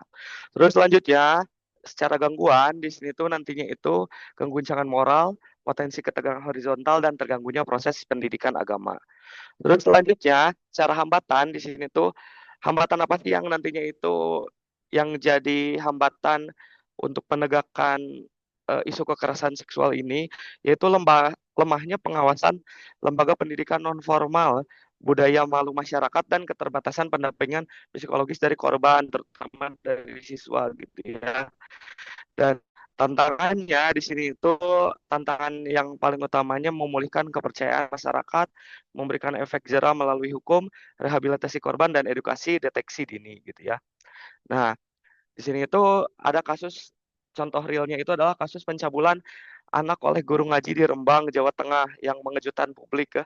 Pelaku diduga mencabuli 5 anak di bawah umur dan memberikan minuman keras. Dan ini nantinya itu sangat berdampak, sangat berbahaya sekali gitu ya di sini itu. Karena nantinya itu dampaknya yang pertama nantinya itu terjadi krisis kepercayaan terhadap lembaga agama dan juga nantinya berimplikasi terhadap Kementerian Agama. Dan yang kedua, dampak psikologis korban menyebabkan trauma mendalam, mengganggu perkembangan psikologis dan merugikan kualitas sumber daya manusia bangsa Indonesia gitu ya. Terus yang ketiga, stigma negatif di sini itu berisiko menimbulkan stigma negatif pada profesi guru, ngaji dan institusi pendidikan agama dan mengurangi partisipasi publik. Dan yang keempat, ada potensi konflik di sini itu nantinya rentan dieksploitasi untuk memberikan narasi kebencian atau disinformasi dan memicu polarisasi di masyarakat. Seperti contohnya mungkin karena Indonesia itu beragam, di sini itu nantinya itu isu-isu seperti ini itu jadi bahan gorengan emak-emak di WhatsApp biasanya ya. Kayak gitu. Nah, ini yang paling hangat mungkin 1 bulan ke belakang ya sampai Bapak Kepala Kantor Kemenag di Banyumas juga bikin Zoom meeting dengan Bapak Kanwil Kemenag Provinsi Jawa Tengah gitu ya. Adanya isu keterlibatan PNS Kemenag dalam terorisme gitu ya. Ancamannya apa di sini itu musuh menyusup ke pemerintahan, membocorkan rahasia, menyalahgunakan jabatan dan menyebarkan paham yang berbahaya. Gangguannya apa di sini tuh nanti masyarakat resah, tidak percaya pada pegawai negeri dan suasana kantor pemerintahan pun menjadi tidak nyaman. Lalu hambatannya apa di sini tuh? Berarti di sini tuh masih ada kelemahan dalam sistem penseleksian aparatur sipil negara gitu ya di sana tuh. Dan tantangannya di sini itu nantinya itu memperketat pemerintah nantinya itu harus bisa memperketat seleksi ASN, pengawasan ideologi, dan menindak tegas pelaku dan mengembalikan kepercayaan masyarakat tentang ASN gitu ya di sini tuh. Halo Mas. Oke. Lanjut next ya. Nah, dampak dan tantangan radikalisasi di Kemenag gitu ya, ancaman dari dalam gitu ya. Berarti di sini itu adanya infiltrasi ideologi radikal di birokrasi ya, mengubah aparatur negara menjadi musuh gitu ya. Terus nantinya menciptakan kepercayaan publik yang luntur. Terus nantinya ada kerentanan sistemik dan perang ideologi ya. Nah, dari isu tersebut nanti kita bagi dalam USG ya di sini tuh ya. Di sini tuh kelupaan ya isi USG-nya. Nah, jadi kalau isu yang paling mengkhawatirkan kalau menurut kelompok kami itu dilihat itu ada isu ASN Kemenag ikut paham radikalisme karena ini tuh ditangkap sama Densus 88 lebih tepatnya itu di Aceh ya. Ya beritanya 2 minggu 3 minggu ke belakang gitu ya di sana tuh. Sehingga kemudian nantinya kalau berdasarkan analisis USG di sini itu untuk radikalisme di lingkungan ASN Kemenag itu nantinya kita secara urgensi nilainya 5, seriousness itu 5 dan growth itu 5 ya, jadi totalnya itu 15 dan ini termasuk ke dalam tahap prioritas yang tinggi gitu ya. Kenapa sangat mendesak? Karena keberadaan sel teroris aktif di dalam birokrasi merupakan ancaman bom waktu yang bisa meledak kapan saja. Setiap hari mereka tidak terdeteksi dan nantinya itu bisa mengancam keamanan nasional. Terus yang kedua seriusness, tingkat keseriusan. Di sini itu sangat serius ya. dampaknya adalah kerusakan fundamental pada negara dari dalam. Terus selanjutnya juga bisa dari sabotase kebijakan hingga potensi serangan langsung. Dan yang growth di sini itu pertumbuhan. Dalam skala 1 sampai 5 ini 5 ya, sangat tinggi, pertumbuhannya sangat tinggi. Jika satu sel tidak terdeteksi dan diberantas, maka akan terus merekrut ASN yang lainnya untuk ikut ke dalam paham-paham yang radikal. Nah, sehingga kemudian dari analisis USG, kasus radikalisme di lingkungan Kemenag Aceh mendapat total 15 dan menunjukkan bahwa isu ini adalah prioritas utama dan harus segera ditangani serius oleh pemerintah gitu ya. Ya mungkin dari kelompok 3B dicukupkan sekian ya. Wassalamualaikum warahmatullahi wabarakatuh.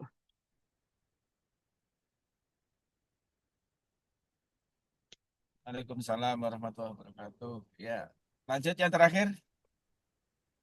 Silakan. Ya, baik Bapak, izin share screen. Oh, mohon untuk di kelompok yang sebelumnya untuk di stop share screen-nya terlebih dahulu. Oh ya.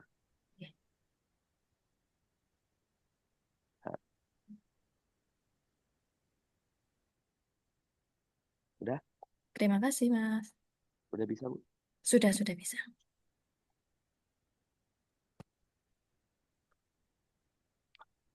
Ya, sudah nampak. Ya. Baik, izin menyampaikan terkait analisis isi kontemporer yang dibahas oleh kelompok kami, kelompok 4.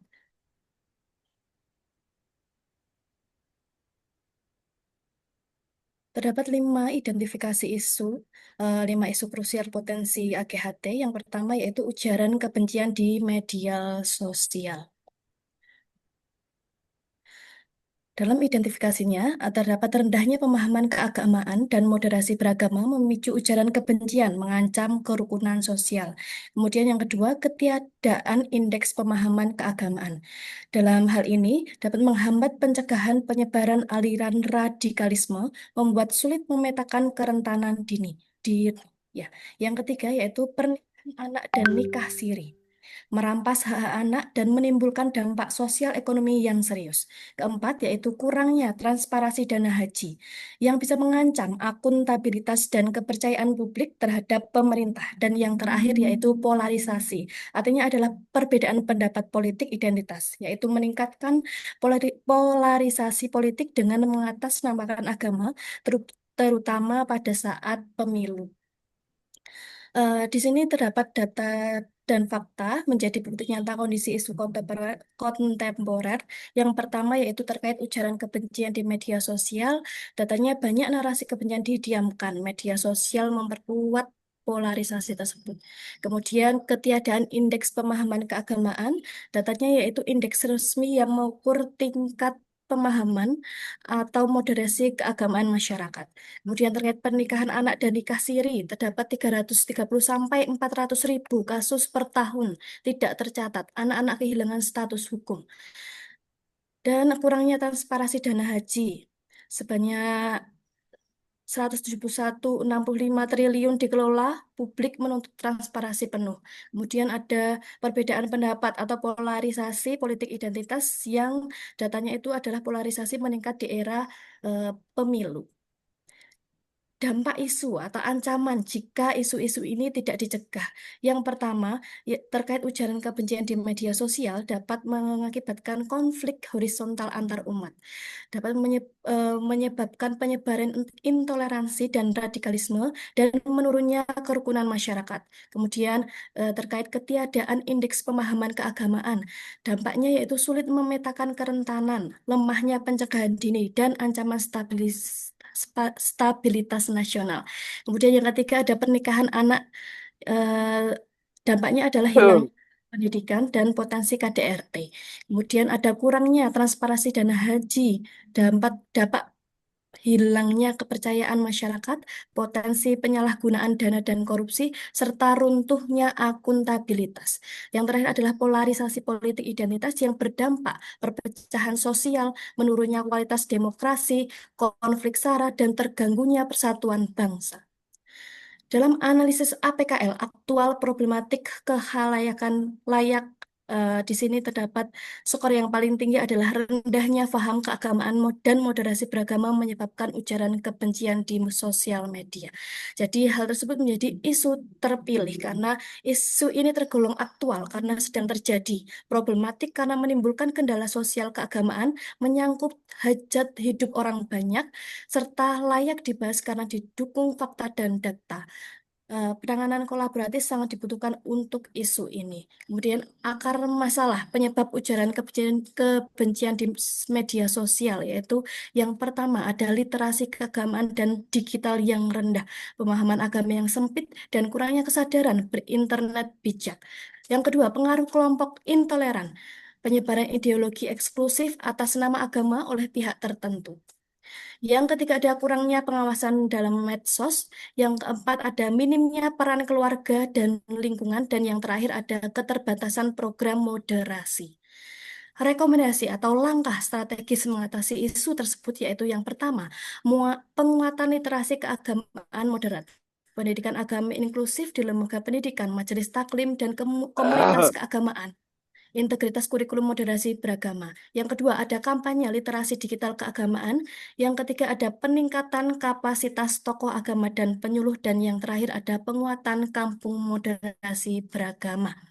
Kesimpulannya, bersama menjaga harmoni bangsa, penanganan isu ujaran kebencian ini di media sosial memerlukan kolaborasi multi pihak dengan meningkatkan literasi keagamaan dan digital serta menguatkan peran tokoh masyarakat, kita dapat membangun ekosistem yang lebih toleran dan harmonis. Terima kasih. Itu tadi adalah analisis isu di kelompok 4B. Saya akhiri. Wassalamualaikum warahmatullahi wabarakatuh. Waalaikumsalam warahmatullahi wabarakatuh. Sekali lagi saya sampaikan apresiasi yang luar biasa untuk kelas 413, 414 ya. Kalian memang luar biasa dari produk yang sudah dibangun, terutama di analisis isu kontemporer ini sungguh bagus ya. Hanya sekali lagi, saya juga ibaratnya eman dengan waktu yang ada sebenarnya. Dengan isu yang ada itu sebenarnya layak untuk dibuat diskusi. Ini saja kan Jumat, mau Jumatan. Ini yang daerah sebelah timur mungkin sudah siap-siap juga untuk Jumatan kan. Maka sekali lagi saya tidak banyak komentar terkait dengan hasil ini diskusinya, hasil dari progres ini ya. Hanya saya pengen sebenarnya satu hal untuk saya kembangkan yang dianalisis isu kontemporer yang sudah panjenengan buat ya. Ini nanti bisa dikembangkan lebih jauh untuk rancangan aktualisasi di agenda keempat nantinya ya. Oke. Izin share screen ya.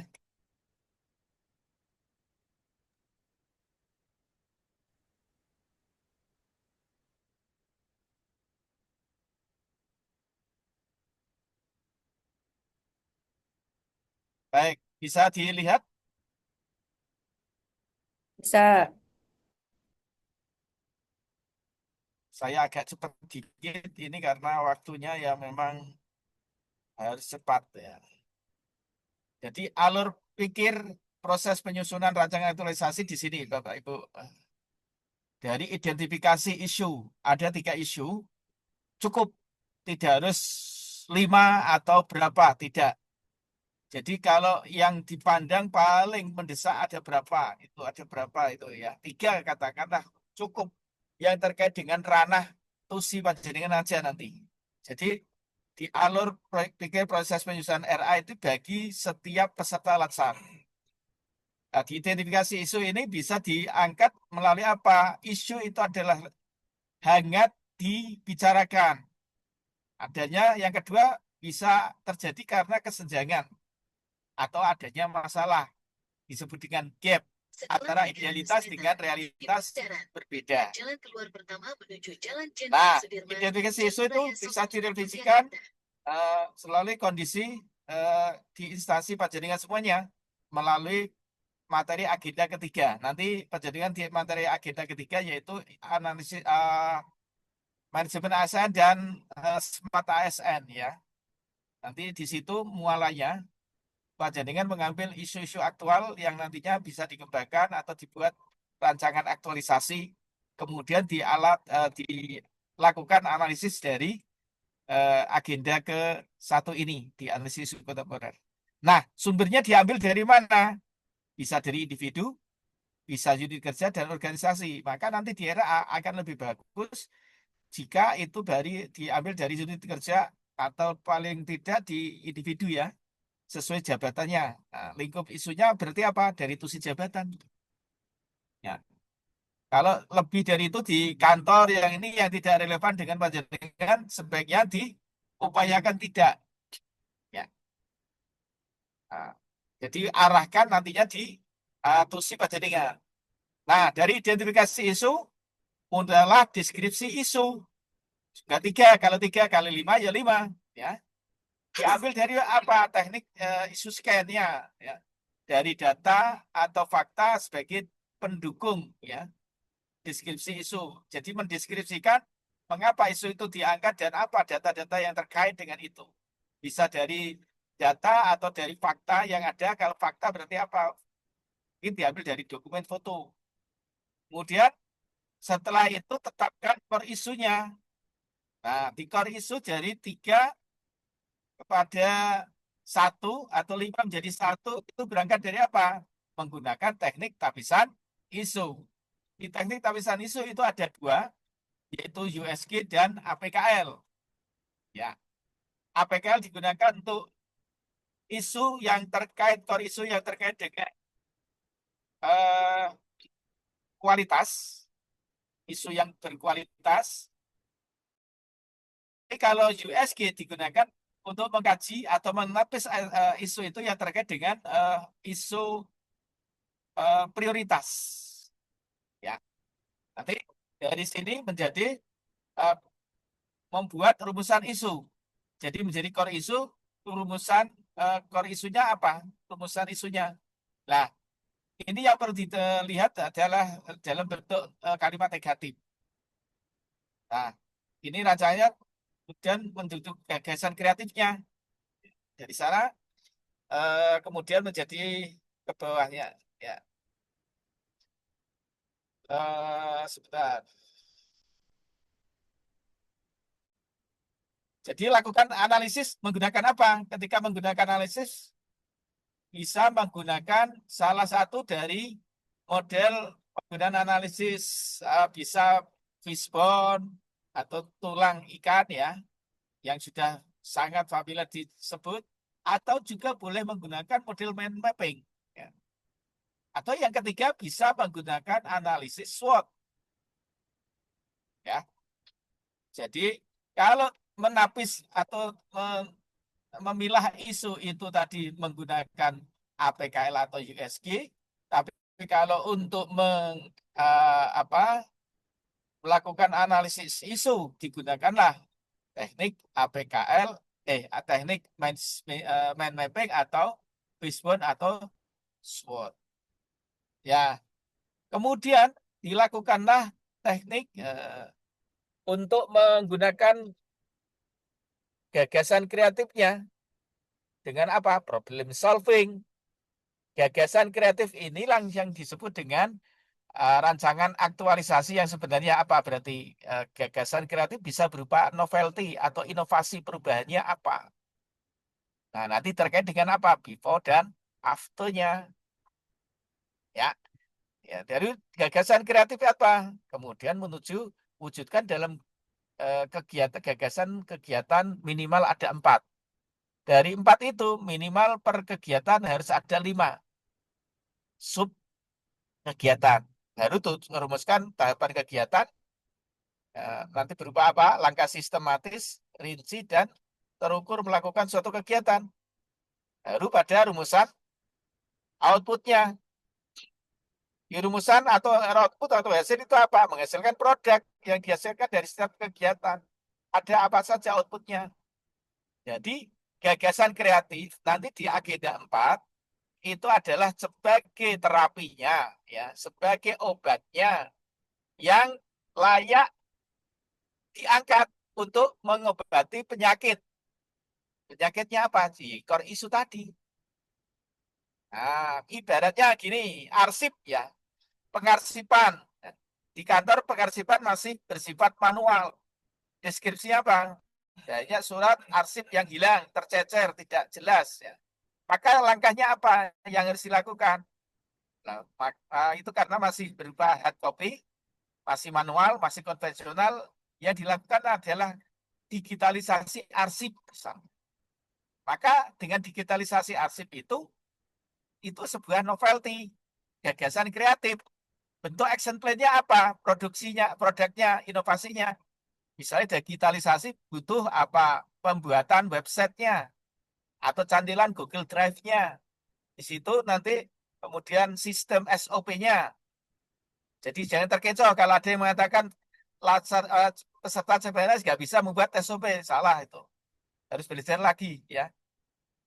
Ya kita tidak bisa membuat SOP sendiri. Yang membuat adalah kantor ya. Tapi dalam ini kita sebagai pengacu atau pengusul untuk nantinya dibuatkan deskripsinya. Ranahnya seperti apa? Setelah ada perubahan dari hard copy menjadi soft copy, soft file ya. Hard file menjadi soft file ya. Dari hard copy ya, sorry. Ya, itu nanti apa? Akan ada perubahan. Maka ketika ada SOP yang lama dengan adanya SOP baru, perubahan digitalisasi dari konvensional tadi, maka terjadi perubahan SOP misalnya. Itu produk. Apalagi misalnya sosialisasi, ya perlu disosialisasi. Bentuknya apa? Membuat alatnya misalnya. Alatnya bantu apa? Misalnya melalui media lain misalnya.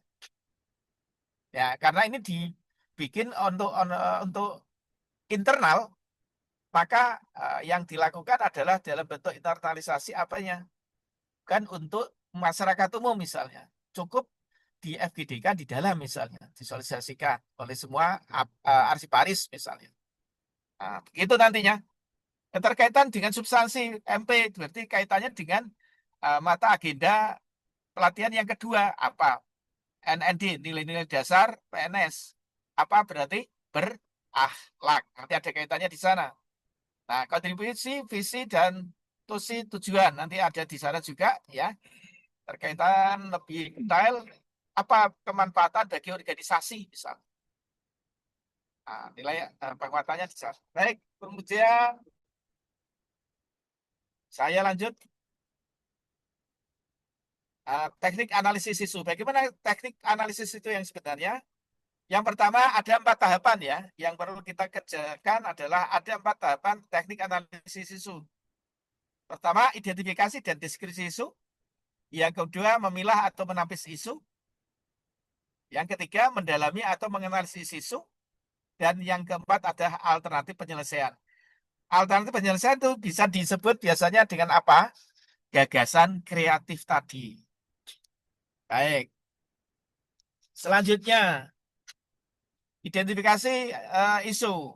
Itu berangkat dari apa? Ada 2 hal. Adanya kepekaan kita sebagai misalnya kayak ini Latsat CPNS, ada tuntutan kebutuhan. Bisa terjadi. Yang kedua apa?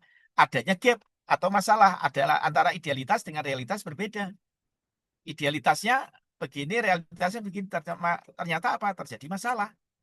Idealnya ada arsip yang tidak tercecer, harus terbukukan, tertata rapi melalui apa? Digitalisasi. Tapi SDM-nya, para pihaknya tidak mudeng atau belum bisa atau medianya belum ada. Lah perlu penyusunan baru misalnya. Ini adalah kesenjangan. Kemampuan berpikir kritis. Ya. Nah, di identifikasi atau deskripsi isu itu ada lingkup isu. Kalau kita berarti nanti di rancangan aktualisasi, isu yang di lingkup isunya hanya di instansi tempat Anda bekerja. Khususnya kalau bisa terkait dengan tusi jabatan jaringan. Isu yang diangkat akhir apa? Relevan dan penjaringan memang betul-betul nyata berada di sana. Artinya di sana adalah sesuai dengan jabatan jaringan. Jadi dilatih untuk bisa melakukan inovasi perubahan di sini. Kemudian yang kedua apa? Deskripsi isu. Deskripsi isu itu berarti terkait dengan 3 hal. ada kondisi masalah ya yang terjadi di situ antara data dan fakta itu sebagai pendukungnya boleh untuk apa? Memperkuat bahwa ini urgen dan penting. Yang kedua apa? Dampak jika tidak diselesaikan masalah tersebut. Artinya apa? Terjadi hubungan sebab akibat atau hubungan kausalitas. Yang ketiga apa? Di deskripsi isu itu harus ada para pihak yang terlibat. Siapa saja yang terlibat di sana? Misalnya, kalau arsipati berarti apa? Ya, berarti di PTSP misalnya, setiap organisasi, di setiap unit organisasi ada keperluan yang terkait dengan arsip surat masing-masing bidang. Atau ditempatkan di PTSP-nya kalau kita di kementerian atau di kantornya. Nah, itu berarti para pihak yang terlibat. Ada konsumen, misalnya dari ini masyarakat, kemudian petugas, ada pimpinan. Nah, nanti bagaimana bisa mensinkronkan masing-masing unit organisasinya. Kemudian rumusan isu. Nah, ini yang harus dipahami teman-teman. Dalam rumusan isu harus dilakukan dalam bentuk pernyataan berupa pernyataan negatif. Ya. Rumusan isu tidak dibenarkan menggunakan kalimat yang berbentuk positif. Dan jika itu dilakukan dengan bentuk positif, maka ya lucu sekali, berarti tidak menjadikan gagasan kreatif yang ada. Kan sudah tidak ada masalah, kenapa harus diselesaikan? Logikanya demikian. Jadi rumusan itu pernyataan negatif yang ditulis secara singkat dan jelas. Ada fokus, ada lokus, dan waktu terjadinya isu tersebut. Nah, ini contohnya di bawahnya itu masih maraknya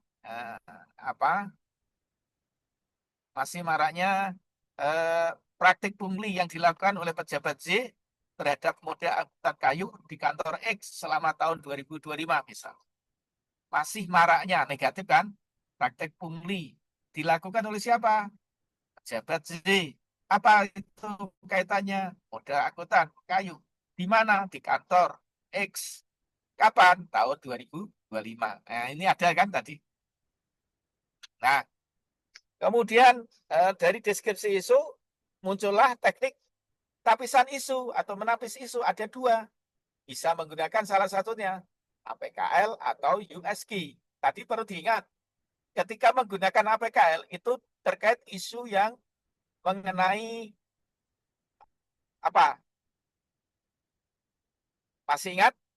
APKL kasus isu yang terkait dengan apa? Kualitas. Kualitas. Kalau USG terkait dengan Prioritas. Jadi isu.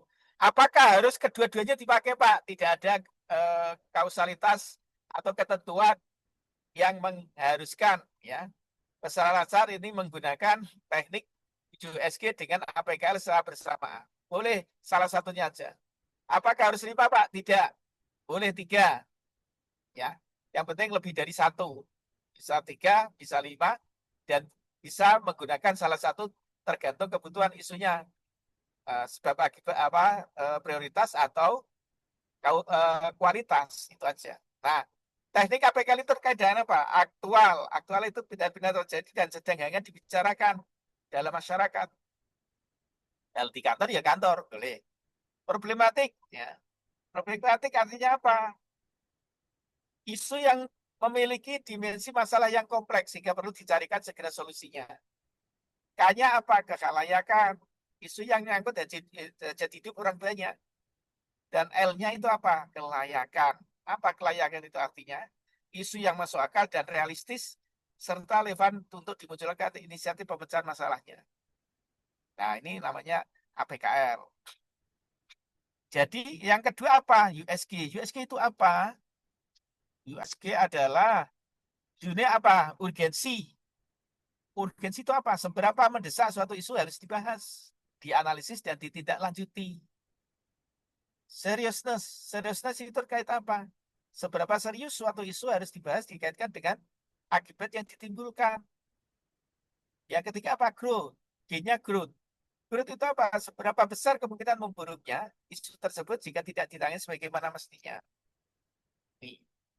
Lanjutnya apa? Ada kesalahan umum dalam penggunaan teknik tapisan isu. Apa saja itu? Nah, di teknik tapisan isu ada yang dilakukan kesalahan. Ini yang tadi mungkin kalau prosesnya ada yang kurang, tapi pada intinya sebenarnya sama. Intinya sama apa? Sudah dilakukan tahapan. Tapi saya nggak yakin apakah itu memang menggunakan feeling atau memang menggunakan teknik yang betul-betul dilakukan dengan apa indikator deskripsinya. Nah, jika itu yang terjadi, maka kejadian pilihan menggunakan teknik tapisan isu hanya bersifat formalitas. Kenapa? Karena saya sudah ingin yang ini. Tapi kalau dirembuk dalam kelompok, mungkin diantaranya sudah melalui proses kesepakatan dalam kelompok. Nah, ini namanya sudah menggunakan teknik tapisan isu. Nah, yang kedua apa? Kesalahan yang terjadi adalah kriteria penilaian untuk tiap-tiap indikator tidak dibuat atau tidak jelas. Ini ya, tidak dibuat atau tidak jelas. Nah, dengan demikian apa yang terjadi? Berarti apa yang dilakukan adalah tidak tepat, tidak benar. Gitu. Karena apa? Tidak melalui proses. Tidak ada indikator yang dibuat acuan. Kemudian, yang benar seperti apa sebenarnya? Nah, ini salah satu contoh teknik APKL, memilah atau mengirim. Isu yang ada ini diisi. Ada kalau 3, kalau 5, ya 5. Kemudian kalau kita gunakan APKL, buatlah seperti ini matriknya. Tapi kalau menggunakan USG, ya isu ini sama, hanya diganti ini USG. Jumlahnya, prioritas sama, form grafiknya sama. Lanjut, apa yang berbeda? Yang berbeda ya tadi, kualitas atau prioritas. Kemudian kriteria skor itu 1 sampai 5 juga sama. Yang terkait apa? 5 itu artinya sangat, deskripsi indikatornya apa nanti ya. Nah, kemudian kalau ini contohnya yang ya, kalau 5 itu sangat, kalau 4 itu kalau aktual ya aktual, kalau urgensi urgen ya, kalau itu problema apa seriousness ya serius ya. Tapi kalau 3 itu cukup ya, cukup mendesak, cukup aktual, cukup serius misalnya dan sebagainya, tergantung indikatornya tadi apa. Kemudian kalau 2 itu kurang serius, kurang aktual, kurang problematik itu misalnya, kurang kelayakan ya. Kemudian apalagi kalau 1 berarti tidak itu berarti bisa tidak aktual, tidak serius, tidak layak. Nah, itu nanti seperti itu. Jadi tergantung ya. Jadi antara APKL dengan USG sama untuk kriterianya, hanya yang membedakan tadi di indikator ini. Indikator, deskripsi indikatornya yang harus disesuaikan. Ini yang penting sehingga tidak tadi terjadi formalitas. Oke. Nah, Fishbone adalah teknik untuk mendalami atau menganalisis isu. Bisa menggunakan Fishbone, bisa menggunakan SWOT, dan bisa menggunakan mind mapping. Tapi sekali lagi, biasanya dalam latsar ini, peserta latsar menggunakannya model Fishbone. Nah, kenapa menggunakan Fishbone diagram? Karena alat ini untuk alat analisis menemukan hubungan sebab akibat untuk menemukan akar penyebab masalahnya. Nah, teori ini ditemukan oleh siapa? Diperkenalkan oleh Dr. Kaoru Ishikawa, ahli pengendalian kualitas dari Jepang, untuk efektif dengan sesi brainstorming. Nah, tahapan Fishbone ya ini karena sudah mau Jumatan ya. Ya, saya maklum ini karena sudah mau Jumatan, ini nanti bisa digambarkan kembali oleh nanti di agenda keempat ya. Sekali lagi waktunya tidak memungkinkan ya. Baik, terima kasih. Ini langkah 1. Langkah 2-nya ini mengidentifikasi kategori ini bisa dibuat sendiri sesuai konteks isu atau masalahnya. Ya. Yang ketiga, cari sumber potensial. Yang keempat, menentukan akar penyebab masalah sebab pokoknya. Ini seperti ini ya. Nah, ini salah satu contoh fishbone yang sudah jadi dari kumpulan tadi. Di sini adalah kalimat pernyataannya berupa negatif. Oke, demikian gagasan tabel rekomendasi alternatif penyelesaian atau disebut gagasan kreatif. Bentuknya seperti ini. Ada alternatif penyelesaian, tahapan setiap alternatif, hasil yang diharapkan, dan para pihak yang terlibat. Baik, terima kasih. Saya kembalikan kepada panitia. Gih.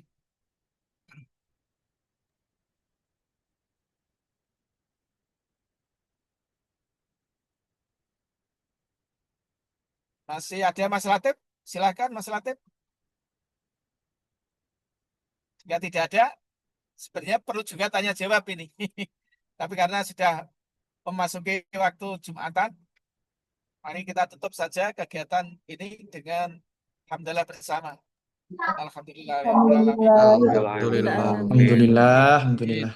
Nanti akan dipertajam di coaching ya, nanti di agenda 4. Terima kasih. Assalamualaikum warahmatullahi wabarakatuh. Waalaikumsalam warahmatullahi wabarakatuh. Ya, izin live ya. Oke, sami-sami.